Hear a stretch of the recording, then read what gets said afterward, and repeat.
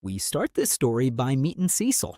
This handsome and stylish boy right here is anything but ordinary. Apparently, this kid is a total prodigy in pretty much any field you can think of. Just to give you an idea, he made an incredible mathematical discovery when he was only 10 years old. It's funny, because for most people, that would be the biggest achievement of their life. But for Cecil, it wasn't. Getting the answers just by looking at the board is way too easy for him. Actually, his whole life is just too easy. And when something's too easy, it also gets really boring. For Cecil, life is basically monotonous and dull.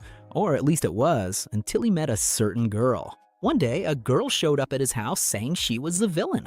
Her main mission was to separate him from the heroine, and that way she herself would end up being defeated at the end of the story. When she finishes talking, our protagonist realizes for the first time in his life that he's confused and doesn't understand anything she's saying. To help us understand the context a bit better, first we need to know that our protagonist is the crown prince of the kingdom of Alfasta, and the girl standing in front of him is his beloved fiancée, Bertia Evil Notice. That's one of the strangest names I've ever heard, but that doesn't matter. The thing is, that first interaction made Cecil interested in her. So as not to draw too much attention, he politely asks her to join him for some tea. That way he's left alone with her and Zeno, his personal valet, whom he gets along with very well. As you'd expect, Cecil, besides being very smart, is a super polite and calm boy. But that's kind of strange for a child, and our protagonist notices it. She asks if he's a reincarnated person. Cecil is confused, but gets interested. Zeno also knows the prince isn't normal. He's right, because the prince senses when Zeno is thinking badly of him. But putting that aside, our protagonist asks the girl directly what she's talking about. Because of that, Bertia has to tell him everything, since according to her, it's better that he knows. It turns out the girl has memories of her past life. She was born and raised in Japan, a place where dating games existed, and she was a huge fan of them. She spent all her time playing, until one day something strange happened. She had a shock, and when her memory returned, she realized she was in the world of one of those games. That's exactly why she knows the story of this world. For example, he's gonna end up falling in love with a noble lady who's his destined woman. Meanwhile, she's gonna be the villain who goes crazy and torments him nonstop. They were supposed to be engaged, but because of his anger, he breaks off the engagement and leaves her family in ruins. Feel the drama.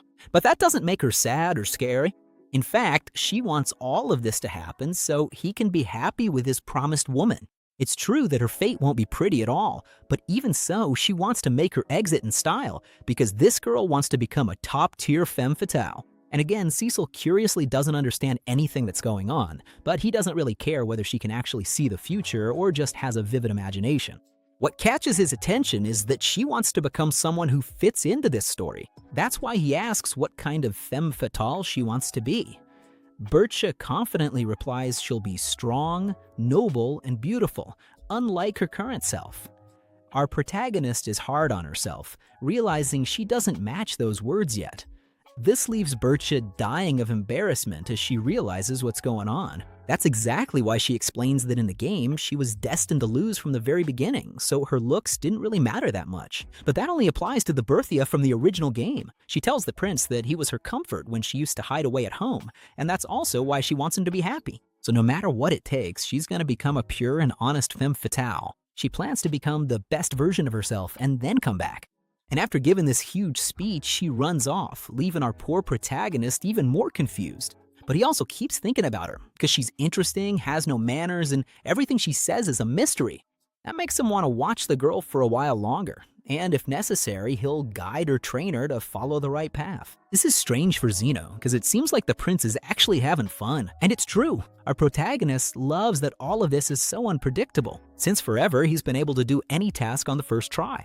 And like we said before, that makes everything boring, because without a real challenge, he never felt the true satisfaction of winning. But with this curious girl, now he has high expectations. From this moment on, about a year goes by. Cecil put an informant to keep an eye on Bertia since she ended up locking herself at home during all that time. Zeno gets worried, thinking something might have happened to her, but Cecil reassures him, saying they just need to wait a little longer. And that's how, a few days later, Bertia herself goes to visit the prince.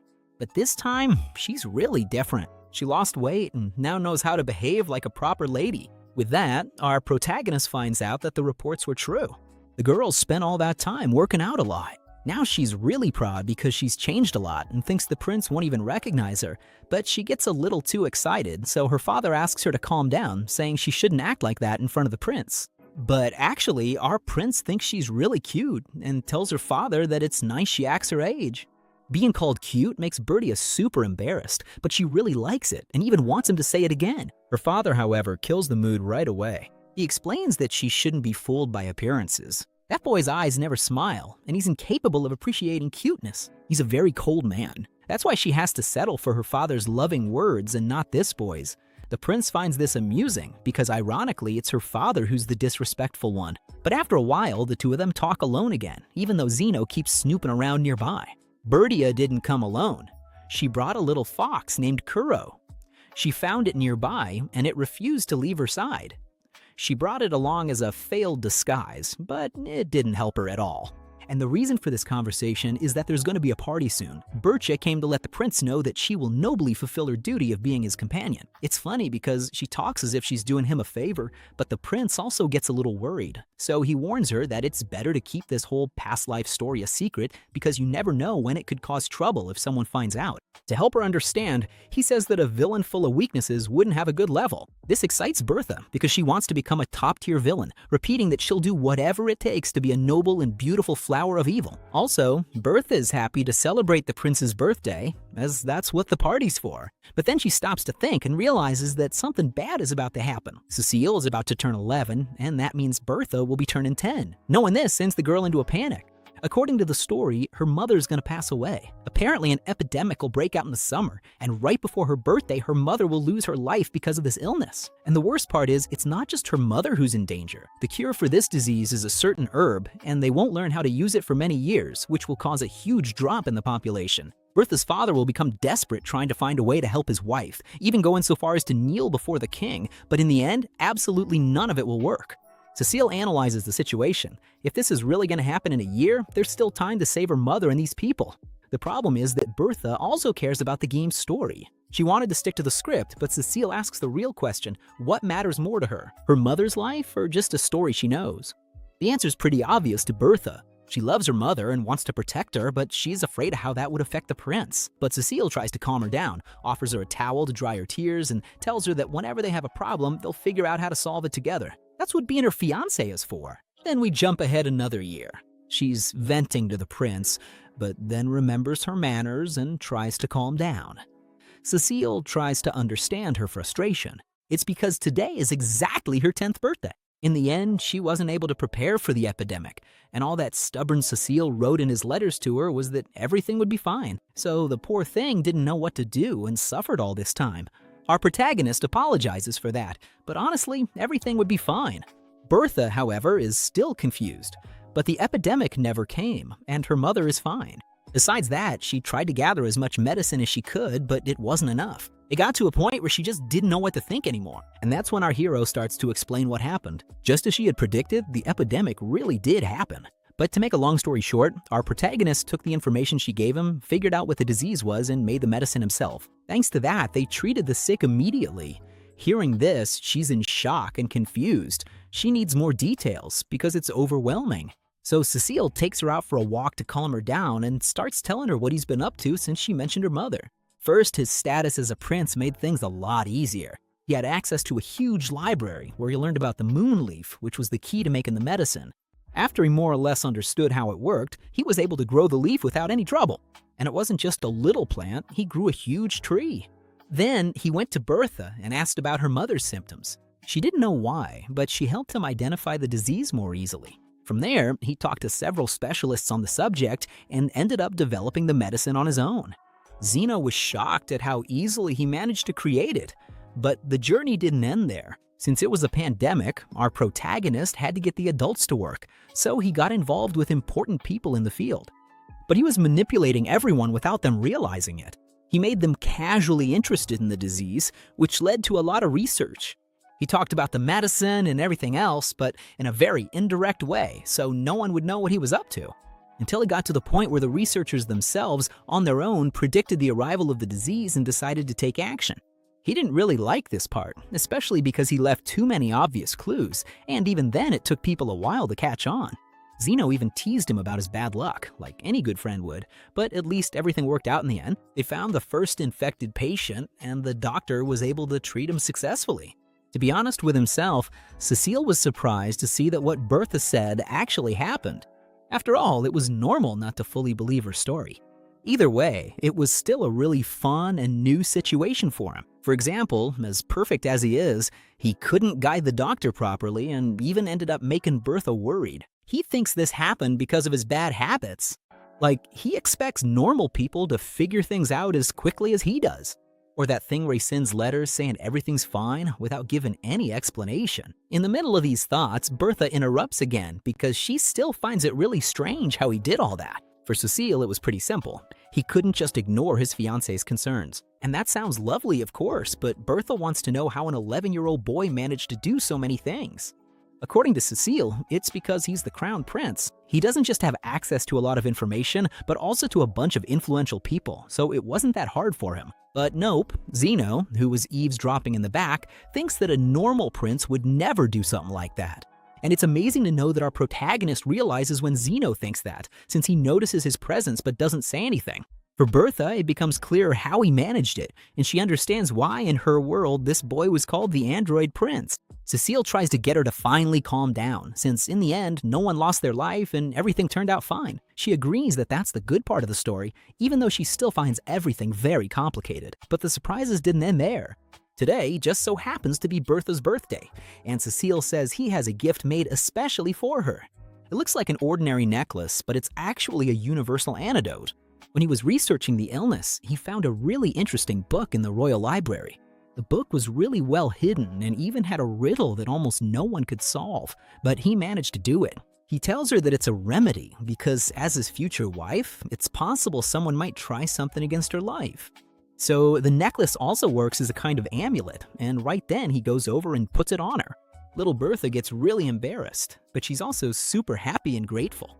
At that moment, she swears on her own name and on the necklace that she will set the story right to repay the huge favor he did for her. And how is she going to be that? Simple, by becoming a fantastic villain. To start, she's going to make her father go back to his evil ways.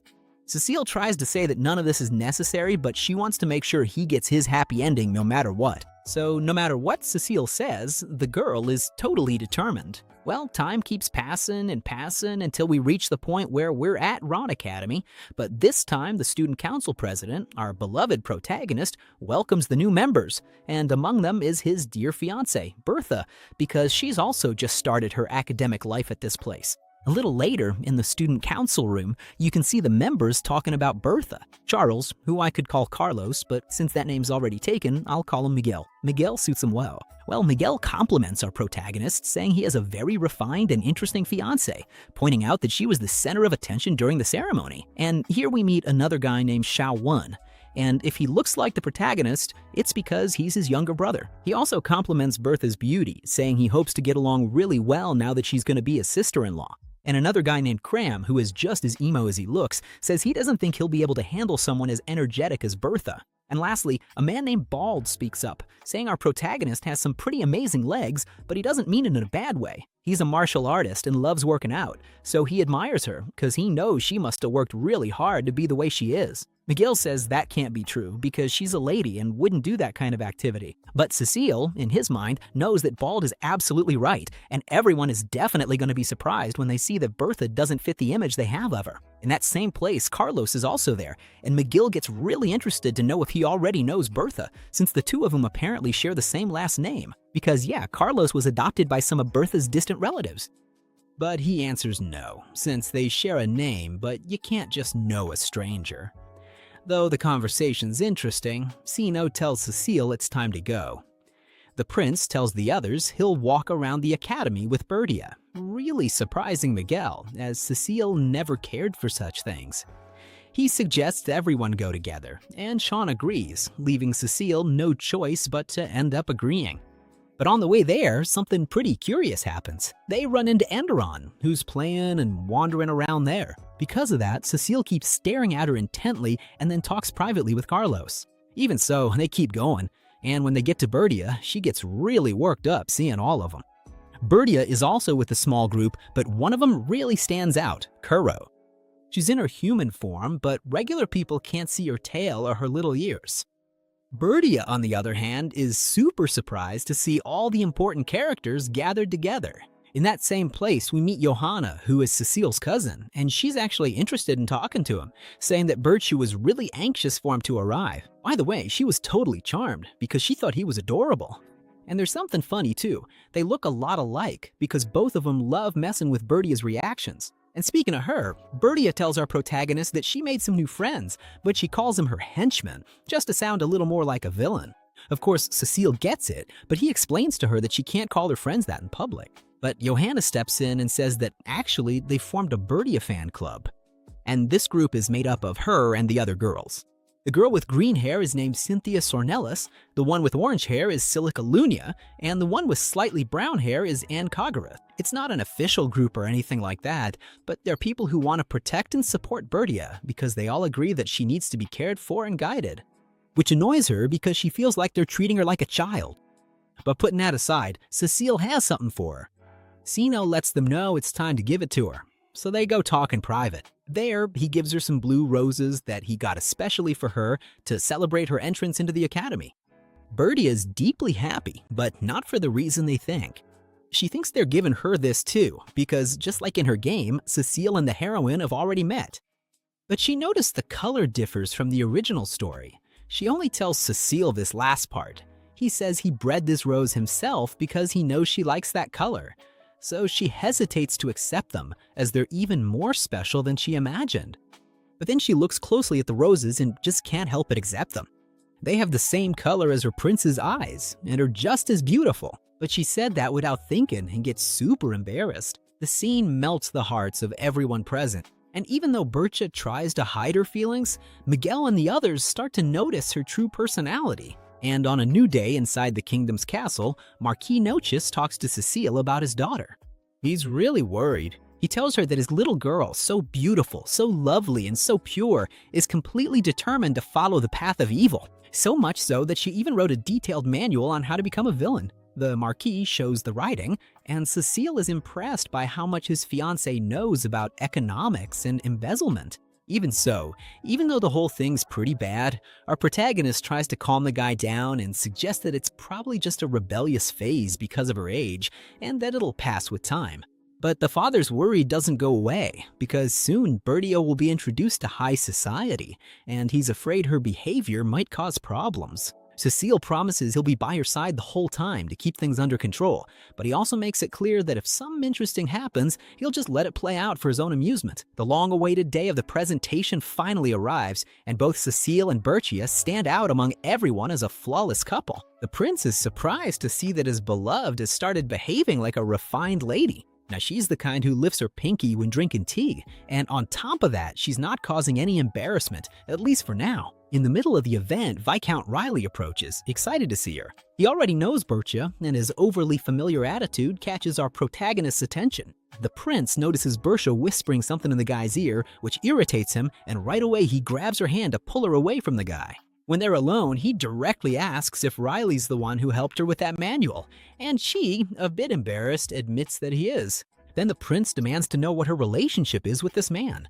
And she, through tears, confesses that according to the story she knows, the Viscount is one of the people responsible for leading her father down the wrong path. That's why she decided to get close to the guy herself, to earn his trust and uncover his schemes. But even though she approached him of her own free will, he reveals a really awful truth. Riley is a degenerate who is attracted to minors. That's why the prince wants her to honestly say if this Viscount ever did anything inappropriate, and maybe Bertia didn't even notice because she was so caught up in her own plans. But when she tries to remember, she realizes that yes, something did happen. She goes into shock right then and her heart breaks. Cecil tries to calm her down and promises that she'll personally take care of this matter. Then the prince asks if she contacted any other people related to this so-called dark fate. She says no, but mentions that there are still two important figures left, Count Camorno and Baron Saggio. That's when Cecil insists that she not repeat the mistake she made with Riley, but Bertia ignores the warning and promises she'll just be more careful next time. Cause yes, the girl is way too stubborn and wants to stick to her plan. Then, when our protagonist tries to talk to the Marquis, he says that Riley, Camorno, and Saggio are dangerous individuals who will try to manipulate the guy. He also admits that Riley took advantage of his daughter, which obviously enrages the father. Taking advantage of this, Cecil suggests a plan. All of this will be kept secret so Bertia doesn't interfere, and the Marquis will have to act as a spy to gather evidence against these men, because according to the story, a story that Bertia knows, they're going to visit him frequently. The problem is that Cecil will soon be moving to the Realm Academy, so he won't be able to help directly. 6 months go by. Our protagonist was wandering around the castle bored out of his mind, but then Bertia comes running in and announces that a baby is on the way. The super quirky girl says it way too loud and everyone hears. That's why our protagonist gets super embarrassed, but he keeps his cool. He tries to get Bertia to talk by herself so the others will understand she's not talking about the two of them.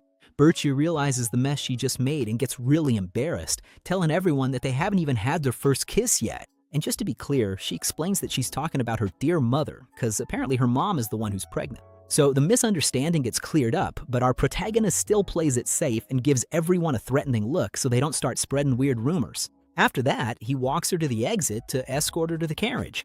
Bertia feels pretty embarrassed about what just happened, but he honestly assures her that he really enjoys her company. And maybe he's joking, maybe he's not, but he says that if they were completely alone, he might even consider giving her their first kiss. Obviously, the poor girl gets way too nervous and has no idea what to do, but the prince is having a blast. He thinks it's hilarious. But he also starts to feel a lot more confident and begins calling her by her first name, since up until then he'd only used her last name. And out of nowhere, another 6 months go by, and now Cecil visits Bertia's family, where she introduces the new heir, Ines. In particular, she explains that the original story is really changing, and that's not normal. In the version she knew, her mother wouldn't even be alive to begin with. And a relative named Kurt Ken, who I'll just call Kurt for obvious reasons, was adopted as the heir.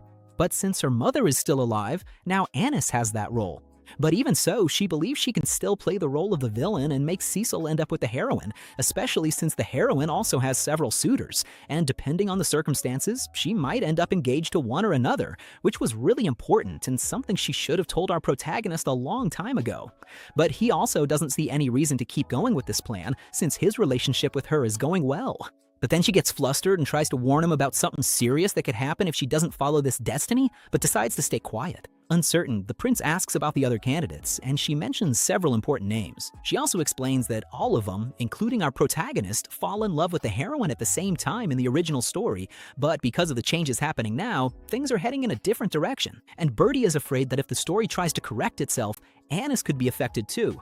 In other words, her little brother might be in danger. That's why Cecil promises that he'll guide events to prevent any harm. With that same goal in mind, the prince travels to Kurt's village because, yeah, now I don't like Kurt anymore. Now I'm calling him Carlos. And first, he puts the guy's character to the test by asking about the local ruler, who's known for having a terrible reputation. But Carlos answers honestly, saying that he's not a bad person, he's just someone who, for some reason, can't express himself without cursing. Terrible support. And our protagonist values that honesty, so he offers him an opportunity to become his ally. And Carlos wasn't expecting that. He's really moved too, because he's gonna end up living with a rich family while doing his job, which he doesn't even know what it is yet. So Carlos obviously accepts with gratitude and swears absolute loyalty. The next day, Bertia finds out about it and is really happy because our protagonist, her father, and Carlos have formed a kind of secret alliance to take down the villain's plans. But Bertia also forgot another little detail, which is to avoid a reverse harem at all costs. Our protagonist didn't really understand what she was talking about, so Bertie explains that basically the heroine would have several men at her feet at the same time. But for Cecil, that would be impossible, literally, because of the kingdom's laws. That just couldn't happen. But Bertia says that this could also happen through magic, even though she's never seen anything like that before. But the prince clarifies that in their world, magic as such doesn't exist. That's true, but there are light spirits, and to explain this, he first talks about her pet, Kuro. Bertia remembers that she found him in a forest and that Kuro healed one of her wounds, but she doesn't think anything else happened. But Cecil explains that this very act turned him into her chosen spirit. And by the way, he reveals something really interesting. Celino is also his spirit. Bertie is really surprised by this and gets a bunch of books to learn about these beings, but she's not in the mood to study. On the other hand, they also show a girl with pink hair who, besides that, has a pet she calls Pia. When the little creature runs away, she chases after it and bumps into a guy who gets annoyed at her recklessness. But then Pia uses its power to make the guy fall in love. Then he introduces himself as Lucatin and also asks for her name. And that's when we get a surprise, because she introduces herself as Enderon, who turns out to be the heroine of the game. As they're walking away, Bertia casually asks Cecil if he saw a girl playing with a bird in the hallway. He says yes, but mentions that he thought she seemed a little suspicious, so he asks Carlos to let a teacher know. This worries Bertia, because things aren't going the way they did in the game. In her version, the prince was supposed to be captivated by Enderon, so much so that he would give her one of the flowers that was meant for Bertia. That's why she asks if he didn't feel anything when he saw the girl. But he stops, thinks carefully, and realizes that he only felt that spark when he actually met her, specifically when he saw a crazy girl carrying a fox around like it was a scarf. But this makes Bertia worried, because she's changing the course of events again. And that makes Cecil sad, because he thinks his gift didn't please her. But Bertia explains that this gesture made her really happy, and since it's already happened and there's nothing she can do, she wants to enjoy the moment. But it seems like Cecil isn't really convinced by that. The next day, our protagonist sets up a meeting with Johanna to ask about the group of admirers, specifically if there's any threat against Bertia. At first, Johanna says everything's fine, but Cecil presses her, revealing that he knows she's also been investigating his little brother, because apparently she has an obsession, since he's such a pure and adorable kid. In fact, seeing the kind of brother she has, she can hardly believe they share the same blood. In the end, she ends up giving him the names of people who might want to harm Bertia. Many of them are men who hate Cecil, and others are women who are really jealous of Bertia. And among them, you can see that Enderon is on the list. Our protagonist calmly analyzes the situation and thinks that things are starting to get really interesting. But Johanna doesn't like this, because she genuinely wants to protect Bertia, and it bothers her that he's so carefree. But he manipulates her a little, saying that he really trusts the group's protection and also Johanna's abilities, since they think very much alike. But deep down, he also trusts Bertie a lot, especially because he himself encouraged her to study a lot about spirits. And in fact, Kuro, who is her spirit, is really good at defending herself with light spirits. Anyway, after that, he goes to meet Bertia, and he's pretty curious, because she's never usually this excited. She was the one who invited him. And when he gets there, he doesn't find her, but he sees Enderon sleeping in the distance. That's why he immediately realizes what she's planning to do. And he also sees Bertie hiding really well nearby. So he tries to play along, pretending he's waiting for the girl. But he never expected Bertia to scream because a caterpillar crawled onto her head. Of course, Cecil runs over to help, but Bertia tries to force an encounter with Enderon. And by the way, Enderon is off in the distance yelling and yelling to get everyone's attention. In fact, at one point, she even calls our protagonist a villain, which doesn't really make sense, since she shouldn't know what Bertia's role is. In the end, our protagonist manages to convince Bertia to leave by promising her some sweets. Meanwhile, Enderon is visibly very annoyed. But even so, on another day, she tries to bring the two of them together again. She arranges for him to meet in a classroom. And even though Bertia already knows it's a lie, she wants to see what will happen. When she realizes it's Enderon and another student, she accidentally closes the door from the outside. Enderon tries to manipulate the situation and make him believe they've already gone on a date before. She talks about a bunch of things that never happened, like how the prince gave her a flower, but our protagonist never did that, even though she truly believes it. Even so, Cecil just stays quiet and stares at her, while also glancing at the spirit that's turned into a bird. But he doesn't want to waste time there, so he simply escapes through the window, leaving Enderon completely shocked because she doesn't want to be left alone. Even so, our protagonist tells a teacher to go check on her. And that might be really funny at first, but from here, another year goes by.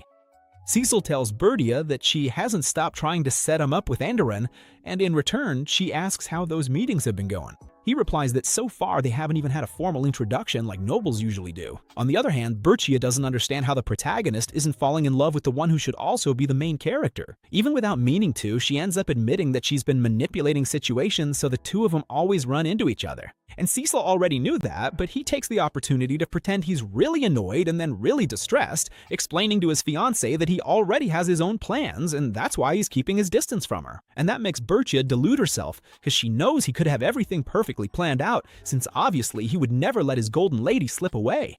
And then our protagonist replies that that's just too obvious. He puts in effort every day so that his beautiful lady never escapes, even though it's clear he's talking about Bertia. But Bertia gets way too comfortable with that. And even though Cecil has lately been loving to have fun watching Bertia, there's also a feeling he gets every time he acts like this, one he can't quite explain. The only thing he knows is that there's something in his chest that really bothers him. As an extra detail, Seno also gives our protagonist an investigation about the clubs, more specifically about the fan clubs. And he says that actually there are a bunch of them, but these clubs have something interesting. They're all made up of women, and these women know that our protagonist has a very dark and manipulative side, but for some reason that excites them a lot. Right off the bat, we get a small glimpse into little Miguel's childhood. He was there, paying attention to his older brother, who was talking to a really pretty girl. His brother says he's gonna step out for a moment, which Miguel finds odd since the guy's official fiancée was supposed to arrive that very day.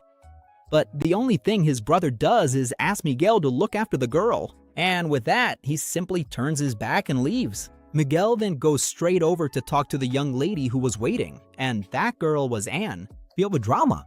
Our protagonist was left speechless. He barely laid eyes on her and was already smitten. Without thinking twice, he introduces himself as the youngest son and asks if he could keep her company, which she immediately agreed to. Meanwhile, besides Bertia trying to set up our protagonist with this woman all the time, she's also super focused on his potential assistants. According to her, the mission now is to play Cupid for love. Our protagonist doesn't get it at first, so he asks her to explain. She says she's thought a lot about what to do to make sure he ends up with the heroine. This is already starting to get on our protagonist's nerves a bit because she's way too focused on this. But he keeps listening. Her big fantastic idea?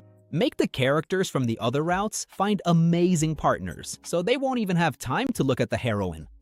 That's what she meant by playing Cupid. She's totally hyped to get started, and the first targets are Balti and Sindiev. Interestingly, the two are already engaged, but it seems like they barely know each other. After giving the warning, Bertia simply leaves the room, but as soon as she steps through the door, she runs right into Anne. She notices the girl looks a bit worried and asks what's wrong. Anne dodges the question, says it's nothing, and walks away, but you can see she's holding a small letter in her hands.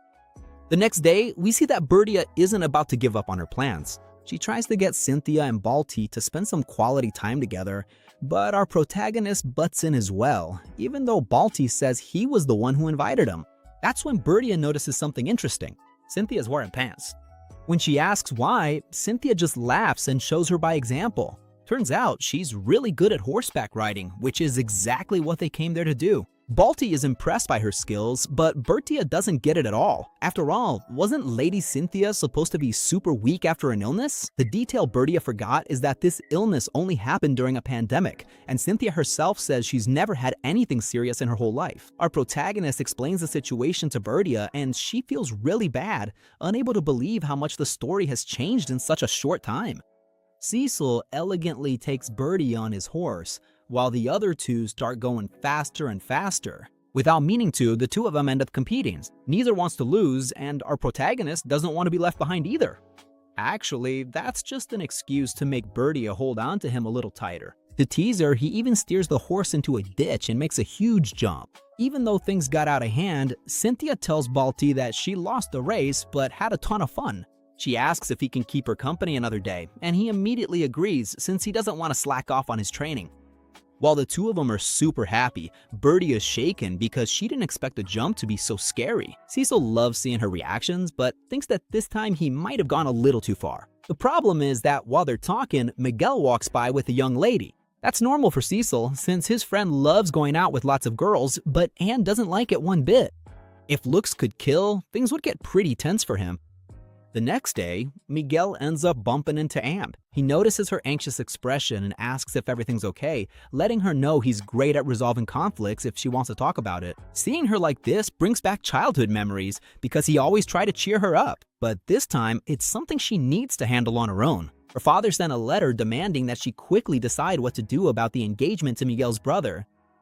That leaves Miguel instantly shocked. The news catches him completely off guard, and it's obvious he doesn't like it one bit. But suddenly, Bertia shows up and tells Miguel that he's the one who needs to make a decision there. Miguel is stunned, but Bertia stands her ground and throws it in his face that he's the one who needs to decide. It seems like she said too much in front of everyone, because Miguel goes to complain to Cecil, begging him to keep Bertia in check. Turns out his fiancée told Anne how he fell without asking his permission. This puts Miguel in a terrible situation. He can't be in love with his own brother's potential fiancée. That's why he tried to forget about Anne by going out with several other ladies, but no matter how hard he tries, he can't love anyone but her.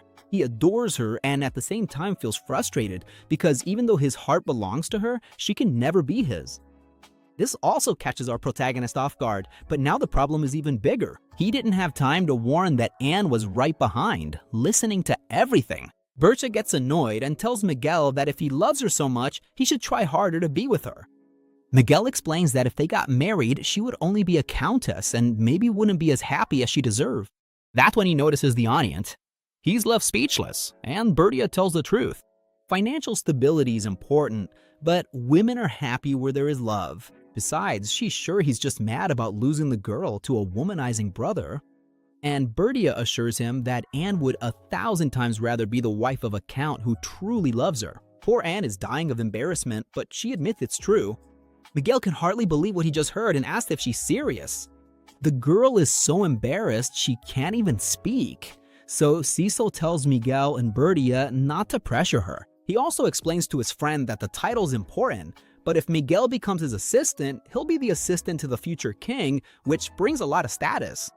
Miguel doubts whether he can do something like that, but Bertia tells him he just needs to try really hard. Cecil agrees, saying it all depends on his determination.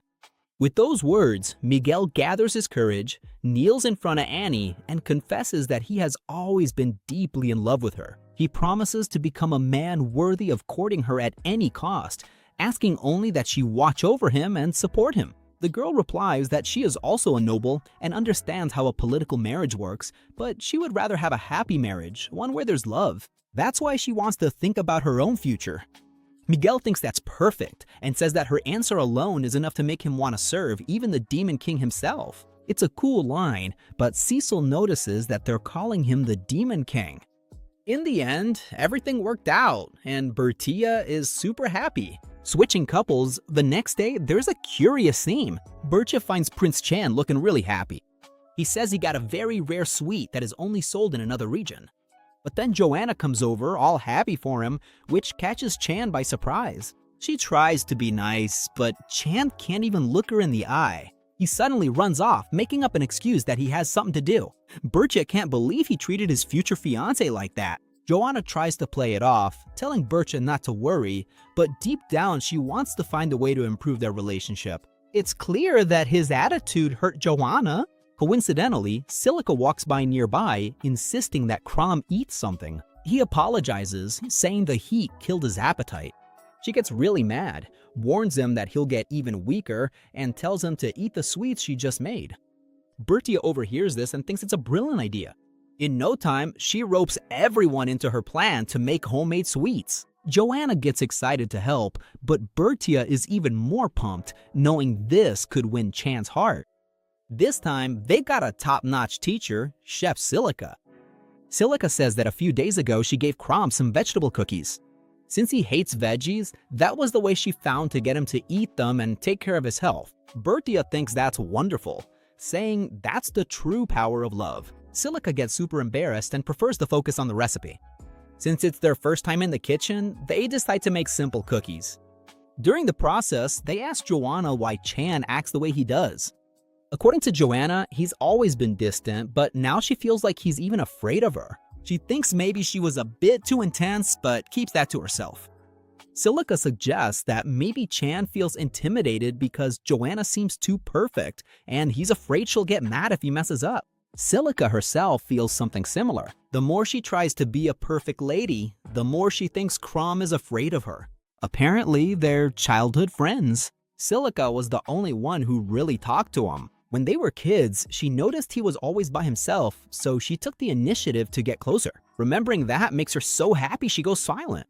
Bertia asks what happened, but she gets embarrassed and goes back to cooking. An hour later, the cookies are ready, but the result isn't great. Silica's cookies turned out beautiful, shaped like hearts. Bertia's weren't as pretty, but they looked tasty. Jonah's, on the other hand, were nowhere near a success. The friends try to stay optimistic, saying maybe the taste will make up for it, but when they try them, they realize it's gonna be tough. Jonah gets frustrated. She's always been able to do everything easily and doesn't understand why she failed at something as simple as making sweets. The friends try to comfort her, but there's not much they can do. Even so, they don't give up and really put in the effort to bake something tasty. Word of the whole situation reaches Cecil through Zeno, who tells him about the chaos with Jonah's sweets. He says they couldn't eat them by themselves, so Bertia gave him the cookies and told him everything that happened. Cecil agrees that she really doesn't have any talent for cooking. A little while later, Jonah works up the courage and gives the cookies to Chan. You can tell she put a lot of effort into it. Chan accepts and tries them, but he's honest and says they're pretty dry.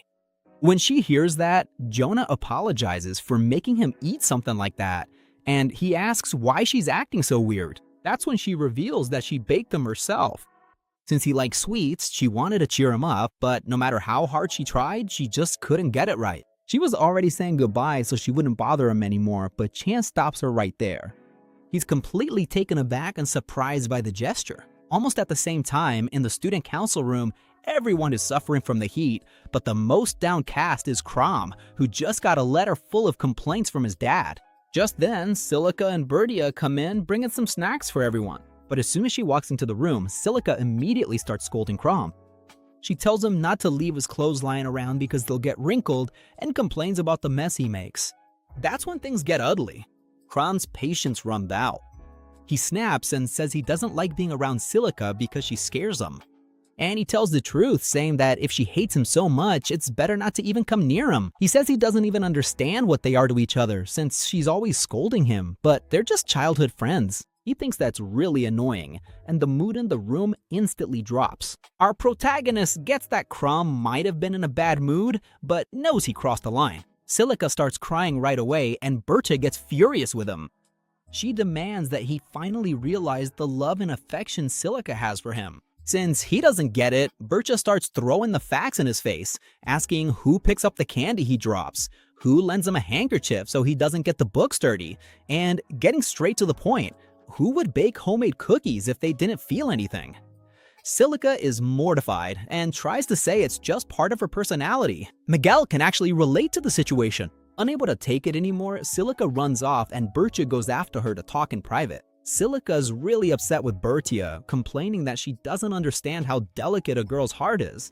Bertia immediately apologizes, but Silica admits that this also helped her realize something. They're not kids anymore, and she's always on his case, so she decides to distance herself for a while. The next day, her absence is felt. First, Crom couldn't sleep well and realizes it's because Silica would always do something to help him relax. That day, she didn't even come near him, and he thought it was weird not being able to hear her. In the end, he ends up falling asleep on the couch, and someone covers him with a blanket. He immediately thinks it's Silica, but gets a shock when he realizes it's Miguel. That alone is enough to give someone trauma at the very least. Cecil's there too, and finds it a bit funny. He points out that it was normal for Crom to think that since Silica always took care of him. Crom agrees, admitting that he had never realized that before. Cecil replies that now that he knows, he should talk to her in person. Crom gathers his courage and goes to meet Silica. She gets startled and immediately starts apologizing for bothering him all this time, promising she won't come near him anymore. However, Crom interrupts her right then and there. He admits that he was the one who made the mistakes. The only thing he can do now is sincerely apologize from the heart. Thinking about what Bertia had said, he confesses that he's not very good with romantic matters, so he doesn't really know what to say, but he promises to try his best not to upset her again. Finally, he asks Silica to always stay by his side, something Silica happily agrees to. And to top it all off, in the background are the ever-present gossipers. Right then and there, she notices that Jonah and Sean are also getting along much better. Cecil says that he had a brief talk with his brother and confirmed that he really did feel inferior to Joanna since she was always perfect and so confident, but everything changed when he saw her so vulnerable because of the cookies. That's when Sean realized she was just a regular person, and on top of that, he felt the urge to protect her. Interestingly, Bertia has been doing an excellent job with all the couples she's helped, and she's so happy about it that she decides to celebrate, at least quietly to herself. But right at that moment, something happened that not even our protagonist noticed, the huge wave of malice that was growing around him. A little while later, we see two students reading a book that Bertia made for them. It was really beautiful and interesting, just what you'd expect from someone like her. But then, guess who shows up? Anderun. She comes in saying that actually Bertia forced her own maid to make the book, and she goes on to say she's there to reveal the truth, that Bertia is always tormenting the poor girl. The girls get confused and ask why she would do that.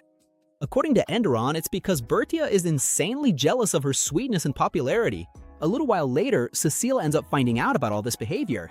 That's because Enderon started getting a lot more aggressive and bothering Bertia, spreading nasty rumors and making up false accusations about her. For Bertia, all of this seems totally normal. After all, that's how the villain and the heroine are supposed to face off.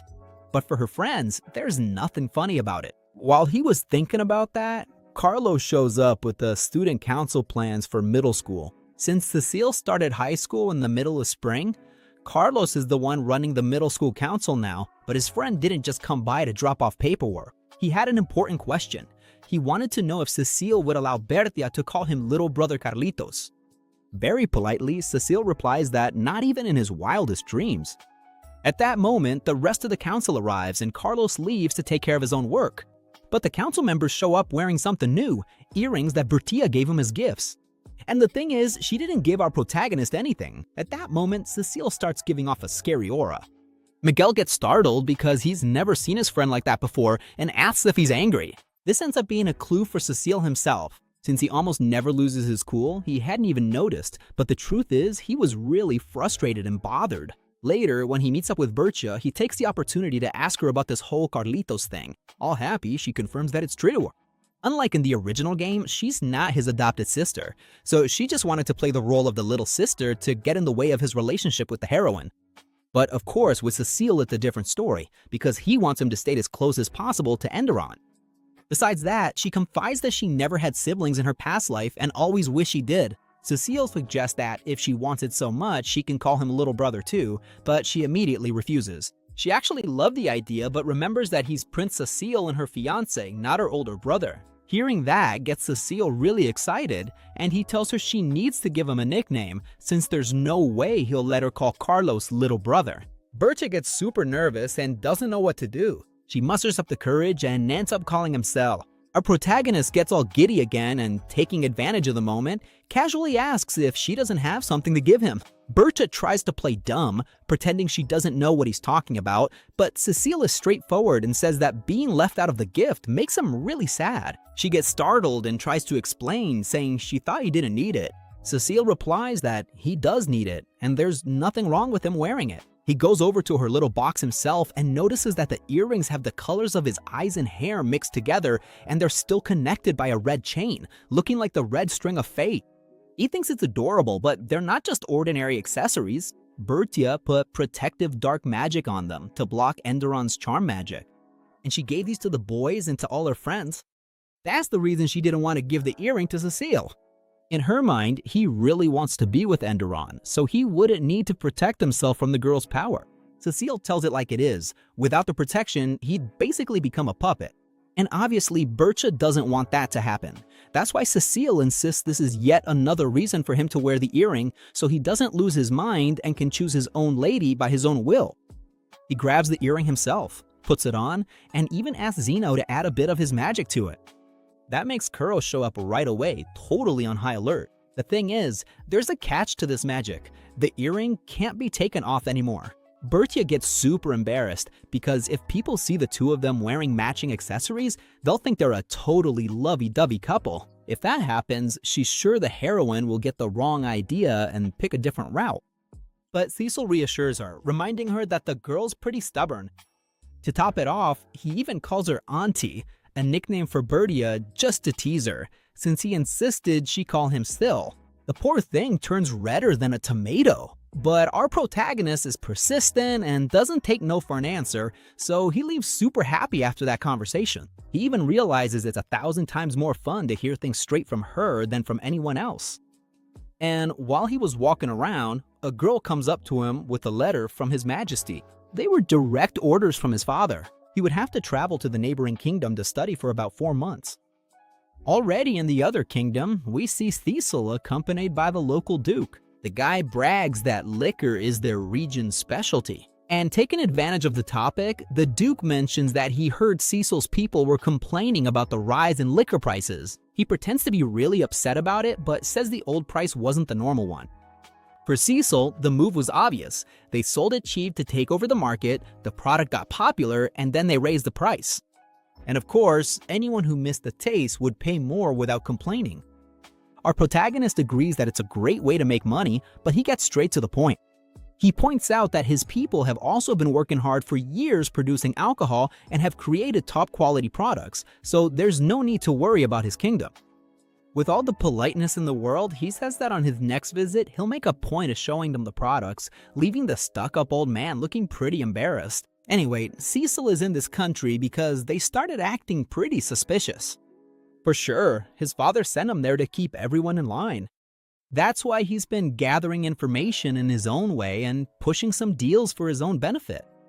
But honestly, he finds all of this really boring. What he looks forward to most each day are Bertia's letters and the reports about her that he asks the staff for. In her last letter, Bertia says everything is great in the kingdom and hopes he's doing really well too. But she mentions that Inderon looked beautiful and that everyone is loving the heroine more and more.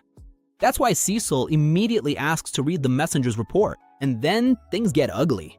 Without Cecil's protection around, they took the chance to ruin Bertia's reputation. Inderon has been up to all sorts of nasty things and blaming Bertia for him. She tore up books, put dead bugs in people's tea, slipped rocks into their shoes, and the harassment was intense. Unfortunately, the Academy is of Inderon's fans, and they're going head-to-head with anyone who tries to defend Bertia. Cecil knows that Bertia's friends have already noticed what's going on, and he's bothered that she hasn't asked for help. He mentions to Zeno that this tactic is really strange and starts to notice a pattern. It's like Inderon is going out of her way to paint Bertia as the big villain. She doesn't attack Bertia directly because if she did, she'd end up being the villain herself. The girl is pretty shameless in her actions, but for now, Cecil can't jump to conclusions since he only has secondhand information. Anyway, a week later, he's finally welcomed by Bertia at her house. He gets straight to the point and asks if anything weird happened while he was away, but she lies and says no. Our protagonist doesn't beat around the bush. He immediately says he already knows about the problems at the Academy. Urcha tries to pretend she doesn't care. After all, in her mind, she's the villain of the story, so it's actually a good thing this is happening. But Cecil insists. He says that as her fiancé, it's his duty to protect her, and she shouldn't mind if he takes care of the situation. But Bertia stands her ground and asks him not to do anything. Her plan is to be a first-class villain. She won't depend on anyone and will dedicate herself to evil with pure nobility. She only asks that he comfort Inderon when the time comes to teach her a lesson, because that way the two of them would get closer. Feel the drama. Hearing this makes Cecil furious. He can't understand why she defends those who hurt her, and what hurts most is that she won't ask him for help. Then he asks her straight up, does she really want him to be friends with the girl who hurts his fiancé? Bertia blurts out that she's only the fiancé for now, but in the future, it'll be Inderon. That was the last straw for Cecil, who tells her to stop with that talk once and for all. He's already said it 1,000 times. The only fiancé he has is her, and she's the only person he'll protect. Bertia tries to argue that he shouldn't put her on a pedestal. Besides, the last thing she wants is to see him going head-to-head with the heroine. That absolutely cannot happen in the story. Our protagonist warns that things are only going to get worse, but Bertia keeps insisting she doesn't need any help. With a smile on her face, she says she's a very strong woman. That's the last straw for what little patience Cecil had left. He says that if that's how it is, she can do whatever she wants. He gets up right away, apologizes, saying he's lost his appetite, and leaves. On the way out, even he doesn't understand why he got so worked up, but it was clear that his anger wasn't going away anytime soon. And so, almost a month passes since he returned to the kingdom. Bertia is still being harassed, but he's decided not to say another word about it. One fine day, you can hear an argument from far away. 3 students are confronting Inderon because she was the only one who didn't turn in a questionnaire about the cultural festival. And that was giving Bertia and other people a headache. Inderon plays dumb and says she never got any paper. But the girls remind her that they told her several times the deadline was last weekend.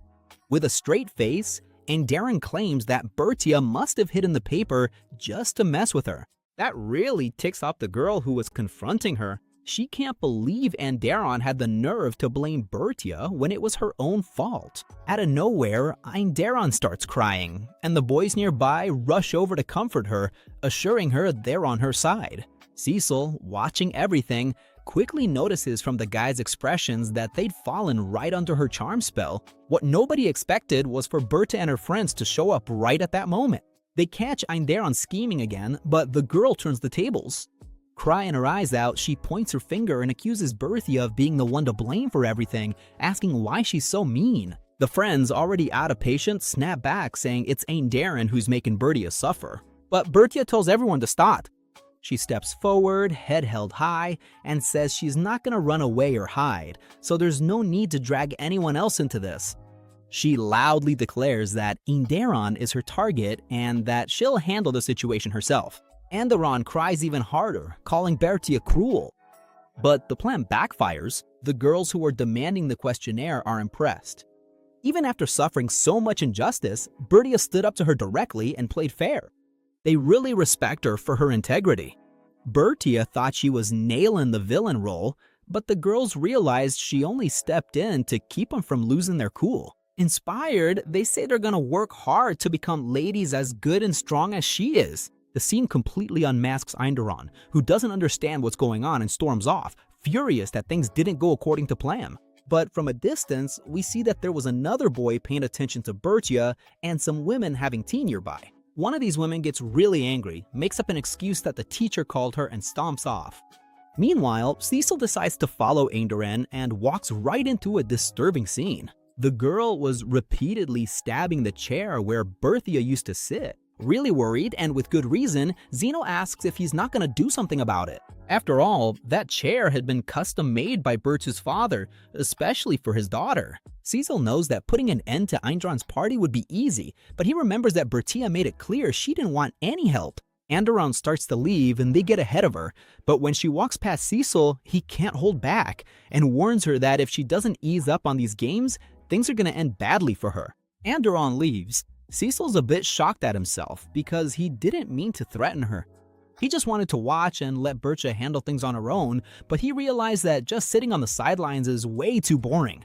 For now, he just asks Zeno to take care of the broken chair. Sometime later, Cecil was handling some matters when his younger brother, Shen, showed up begging him to do something about that woman. He says that both he and Joanna are really upset seeing how much Bertia is being bothered. Cecil explains that Bertia asked him not to get involved, so he's just watching.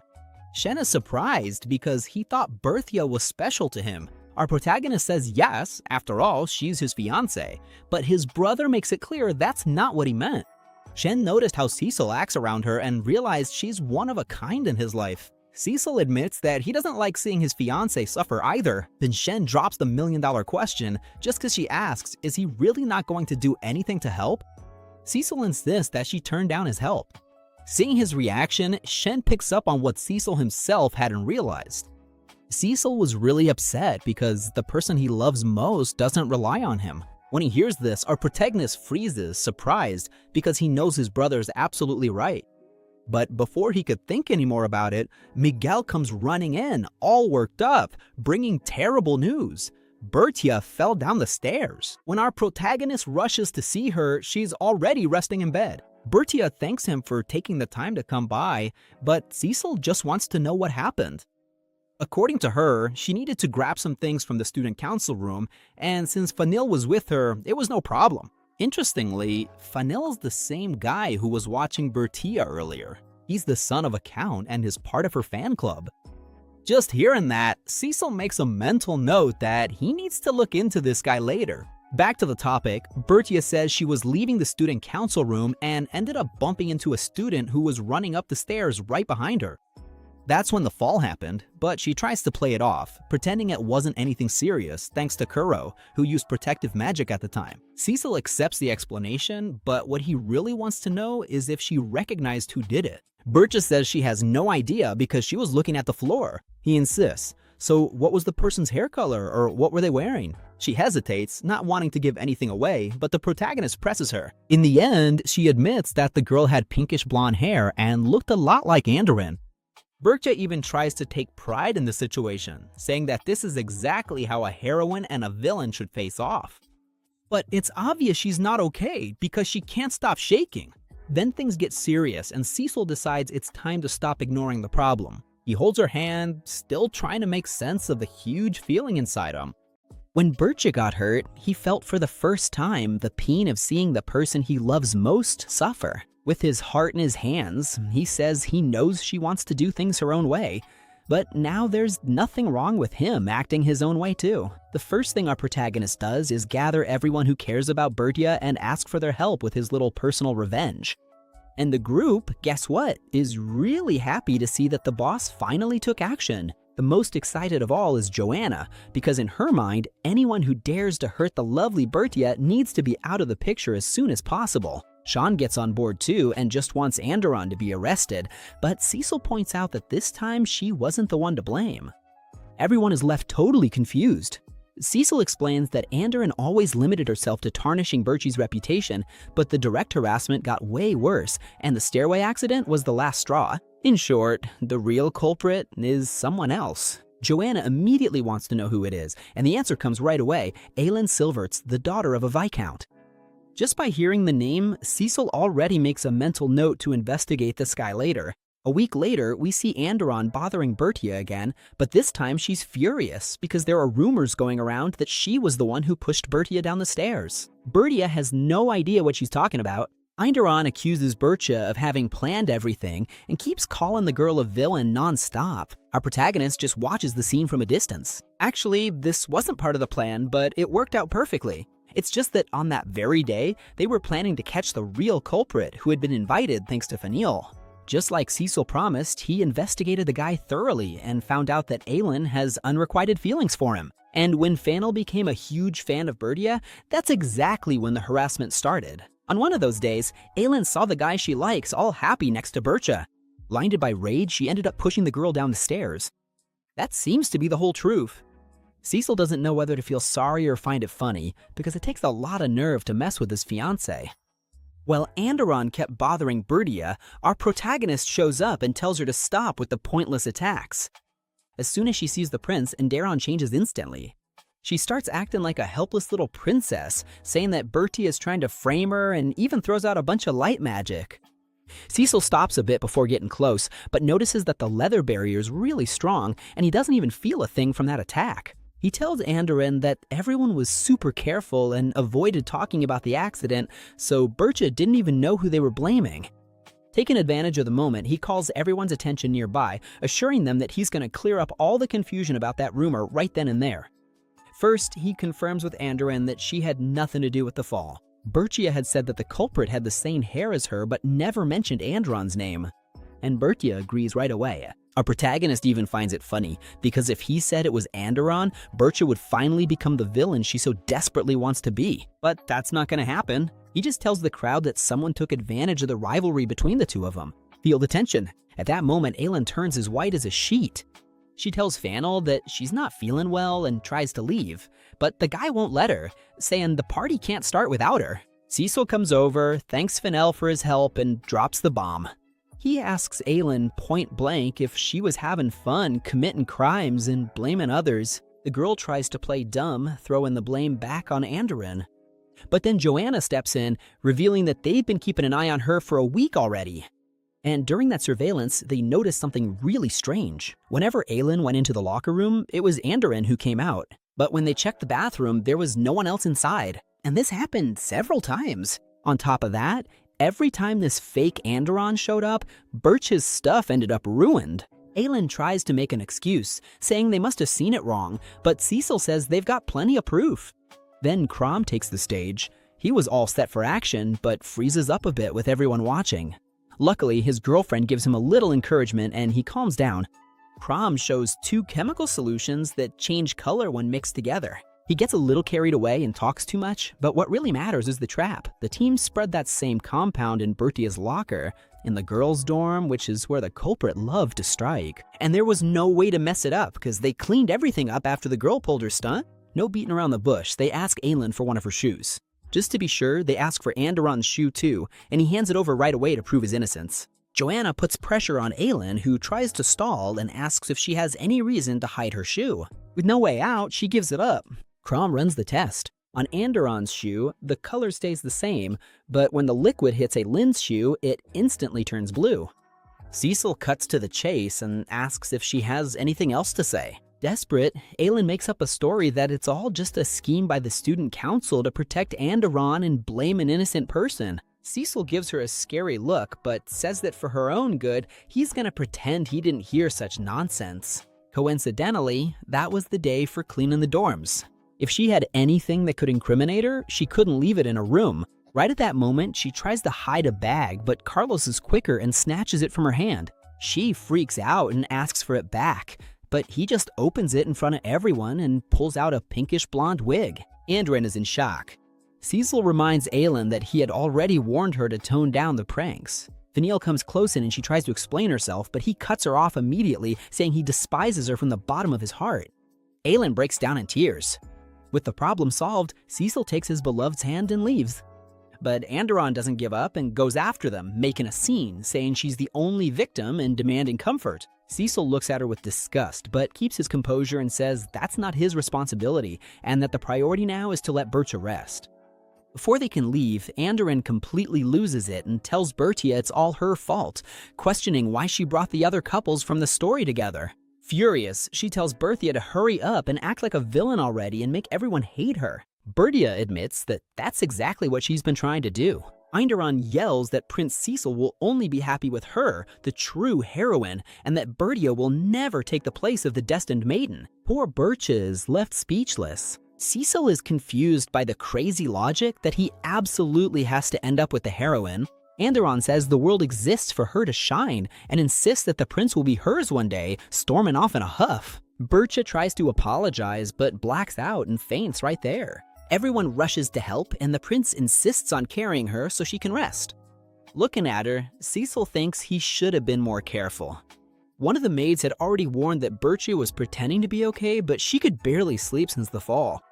This only makes Cecil realize how much he doesn't want to lose her. She's one of the few people who bring joy to his life, and he can't let her wear herself out like this. When she wakes up and looks at Cecil, she tells him that it's all over. Bertia thinks she's in a beautiful dream, being pampered by him, but he breaks the ice by saying that everyone outside is really worried. She straightens up immediately when she realizes it's real and tells everyone to come in. The group comes in, making a huge commotion, leaving Bertia confused. Cecil steps forward and assures her that everyone is on her side and that she doesn't have to suffer alone, which the group enthusiastically confirms. This makes Bertia so happy that she promises to try even harder. Seeing her all excited again, Cecil realizes that she always attracts good people around her.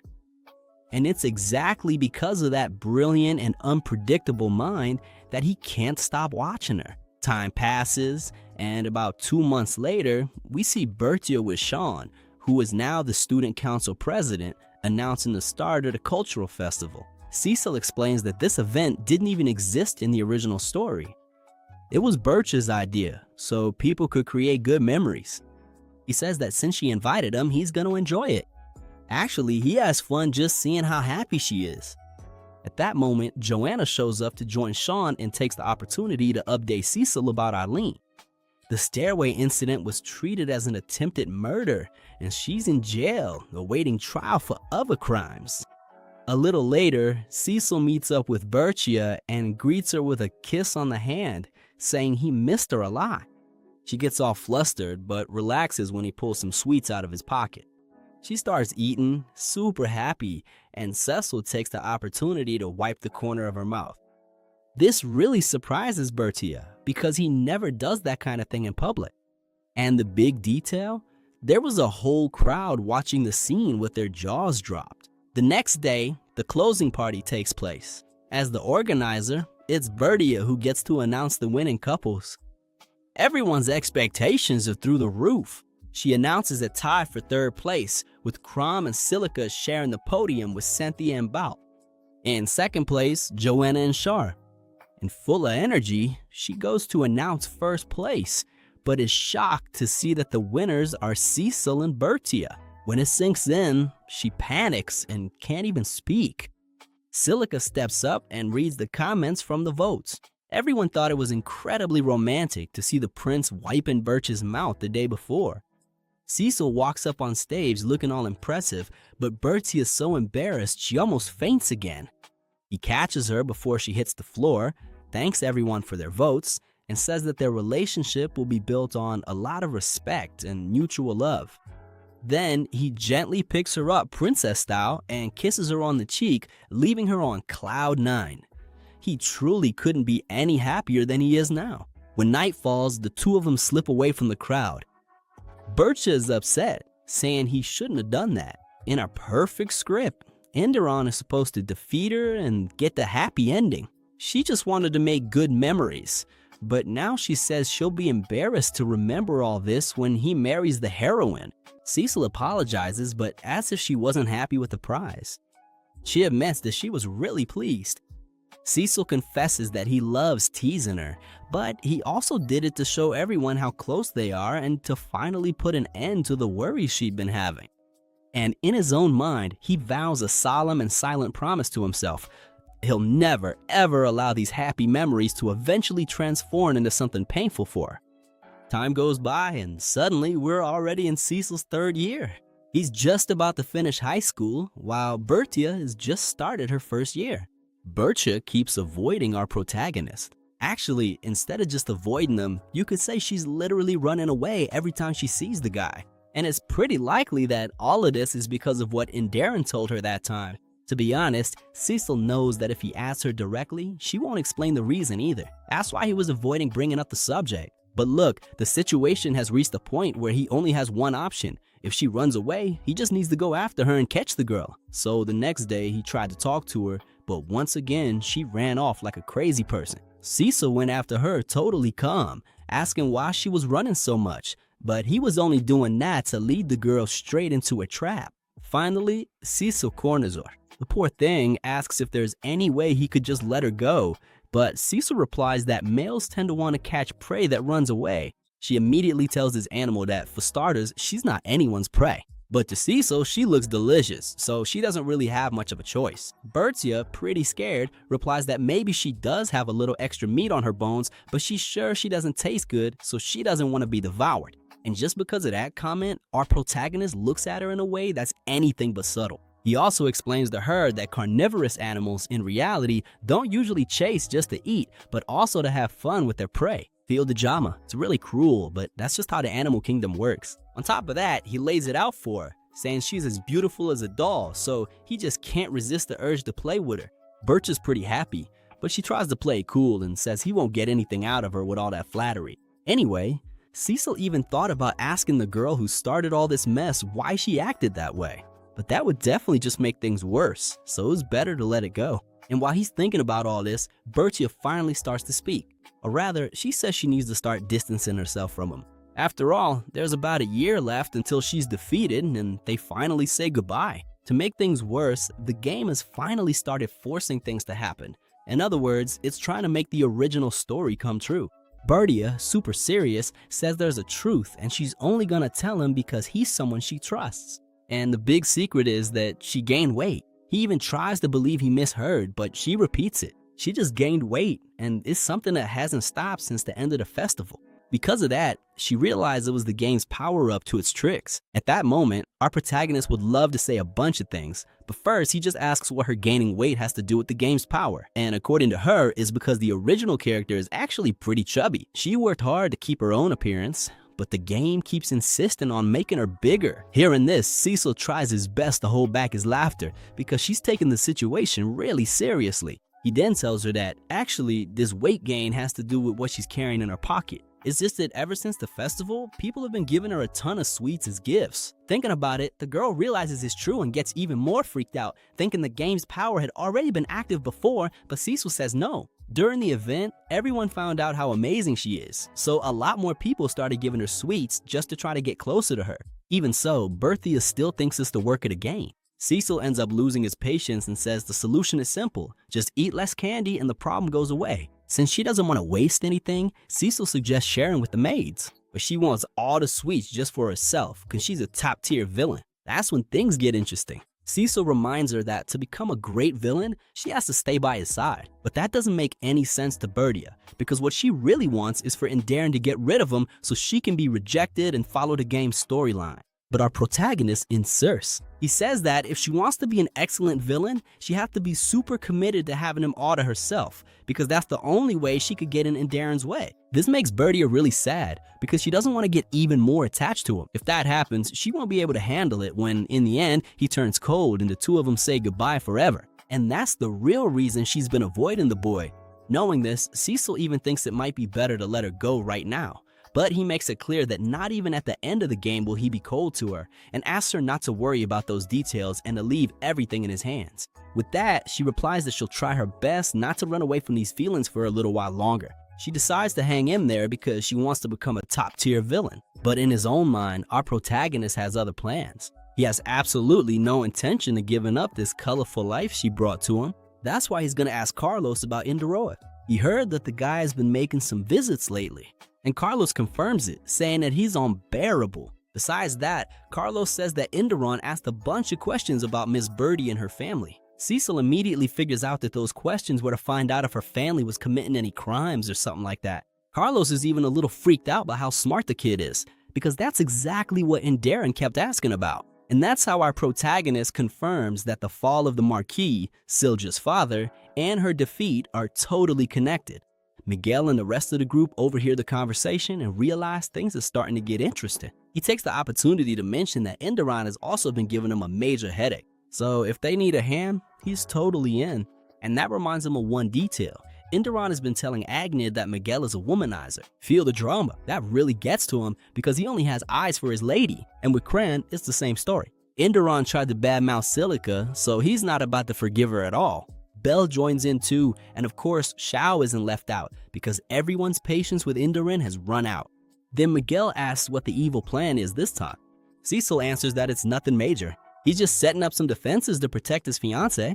After all, it's not very gentlemanly to gang up on a defenseless girl. But the big irony is that this defenseless girl went and got herself right in the middle of the traps that were protecting his fiancée. So all it is just pure self-defense. That's why he's already got everything worked out with Carlos. When Indoron tries to ask something bad about Bertia's family, Carlos just needs to play along without confirming or denying anything, since neither the Marquis nor Bertia did anything wrong, so there's no stress. From what Bertia said, the big defeat is supposed to happen at graduation, so Indoron is definitely planning something for then, and Cecil is already really looking forward to seeing what will happen. When night falls, he takes the opportunity and goes straight to talk to his father. He figures that Bertia wants him to stay with Indoron for some reason that directly affects her, and if that's really the case, he's sure the reason is connected to the royal family. That's why he decides to have a direct conversation with the king, because he's sure the king knows something. For Cecil's father, it's really strange to see his son suddenly starting a conversation out of nowhere. Cecil quickly apologizes for interrupting during such a busy time and gets straight to the point. He asks if his father has ever heard any stories about a predestined girl. The king is pretty surprised because he thinks the topic is way too romantic. Cecil explains that he was doing some research and came across that term. Since it seems to be connected to royalty, his father should know something about it. The king stays silent for a moment and admits he'd love to understand why his son is so interested in this, but he already figures Cecil won't spill the beans. Even so, Cecil says that actually someone told him about a kind of prophecy where this girl was supposed to change his fate somehow. The king stops to think, but nothing comes to mind. There are thousands of legends about saints and warriors connected to royalty, but none of them match this story. Cecil asks if he's really serious, and his father confirms that he is. With that, our hero realizes he's not lying and comes to the conclusion that this prophecy is nothing but a made-up story.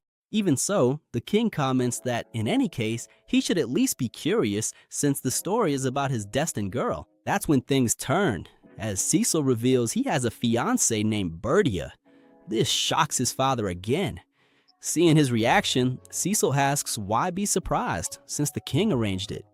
The father agrees, but avoids the subject. He just wants to know if his son is having fun right now. Cecil says yes. His fiancée keeps things lighthearted. That puts the father at ease, confirming his good judgment. Inside, Cecil feels uneasy but hides it well. He acts as usual and compliments his father, calling it expected of the king. As he walks through the hallways, Cecil reflects that his father's words brought him unexpected relief. He hadn't even realized it, but he'd been holding on to a completely new feeling inside. Worry, and that bothers him a little. After all, the plan he put together was supposed to be perfect. But even so, insecurity still crept in. On the other hand, he has to admit that feeling this way isn't so bad after all. And since time doesn't stop, we jump ahead to 3 months before graduation. There's a pretty interesting rule for this event. Cecil needs to attend with his fiancée, so he wants to give her a dress as a gift. But Bertia keeps insisting that he needs to go with Enderun instead. This starts to wear on Cecil's patience in a way you can't even imagine. He lays it out straight and says he's asking her, his partner, and he only wants her answer. Right after, he realizes he might have gone a little overboard with his tone, so he makes a caring gesture and invites her to take a walk and get some fresh air. Now that things have calmed down, they start talking about the color of the dress. At first, Bertia says she wants a yellow one, but then she changes her mind. She suggests blue, but since she has this whole idea of being a villain, she thinks red or black would be better. This really frustrates Cecil because he knows deep down she actually wants the yellow dress. He can't take it and asks why she's so indecisive. Bertia explains that she loves the color yellow, but she also really likes blue, and that's exactly why she doesn't want those colors for her dress. They bring back amazing memories, and she doesn't want to risk tainting those memories with sadness. Knowing this, Cecil says it would be best for her to just forget about this whole Enderun thing, but Bertia stands her ground and says she can't do that because she cares too much about everyone. According to her, in this whole story, the only ones who are really gonna get hurt are her father because of his past crimes and herself. The big issue is that her father didn't do anything wrong. At that moment, Bertia also asks for a diary to be brought in. That's because it has all the bad things she's done over the years written down in it. She wants to keep it as evidence, just in case, but we already know how this story goes. Bertia swears she did terrible things, but the reality is quite different. For example, there was a tea class where Enderun was being super unpleasant. No one wanted to pair up with her. Bertia volunteered and started teaching good manners in the most polite way. This made Enderun upset because she thought she was being criticized. She said Bertia was only doing that out of spite.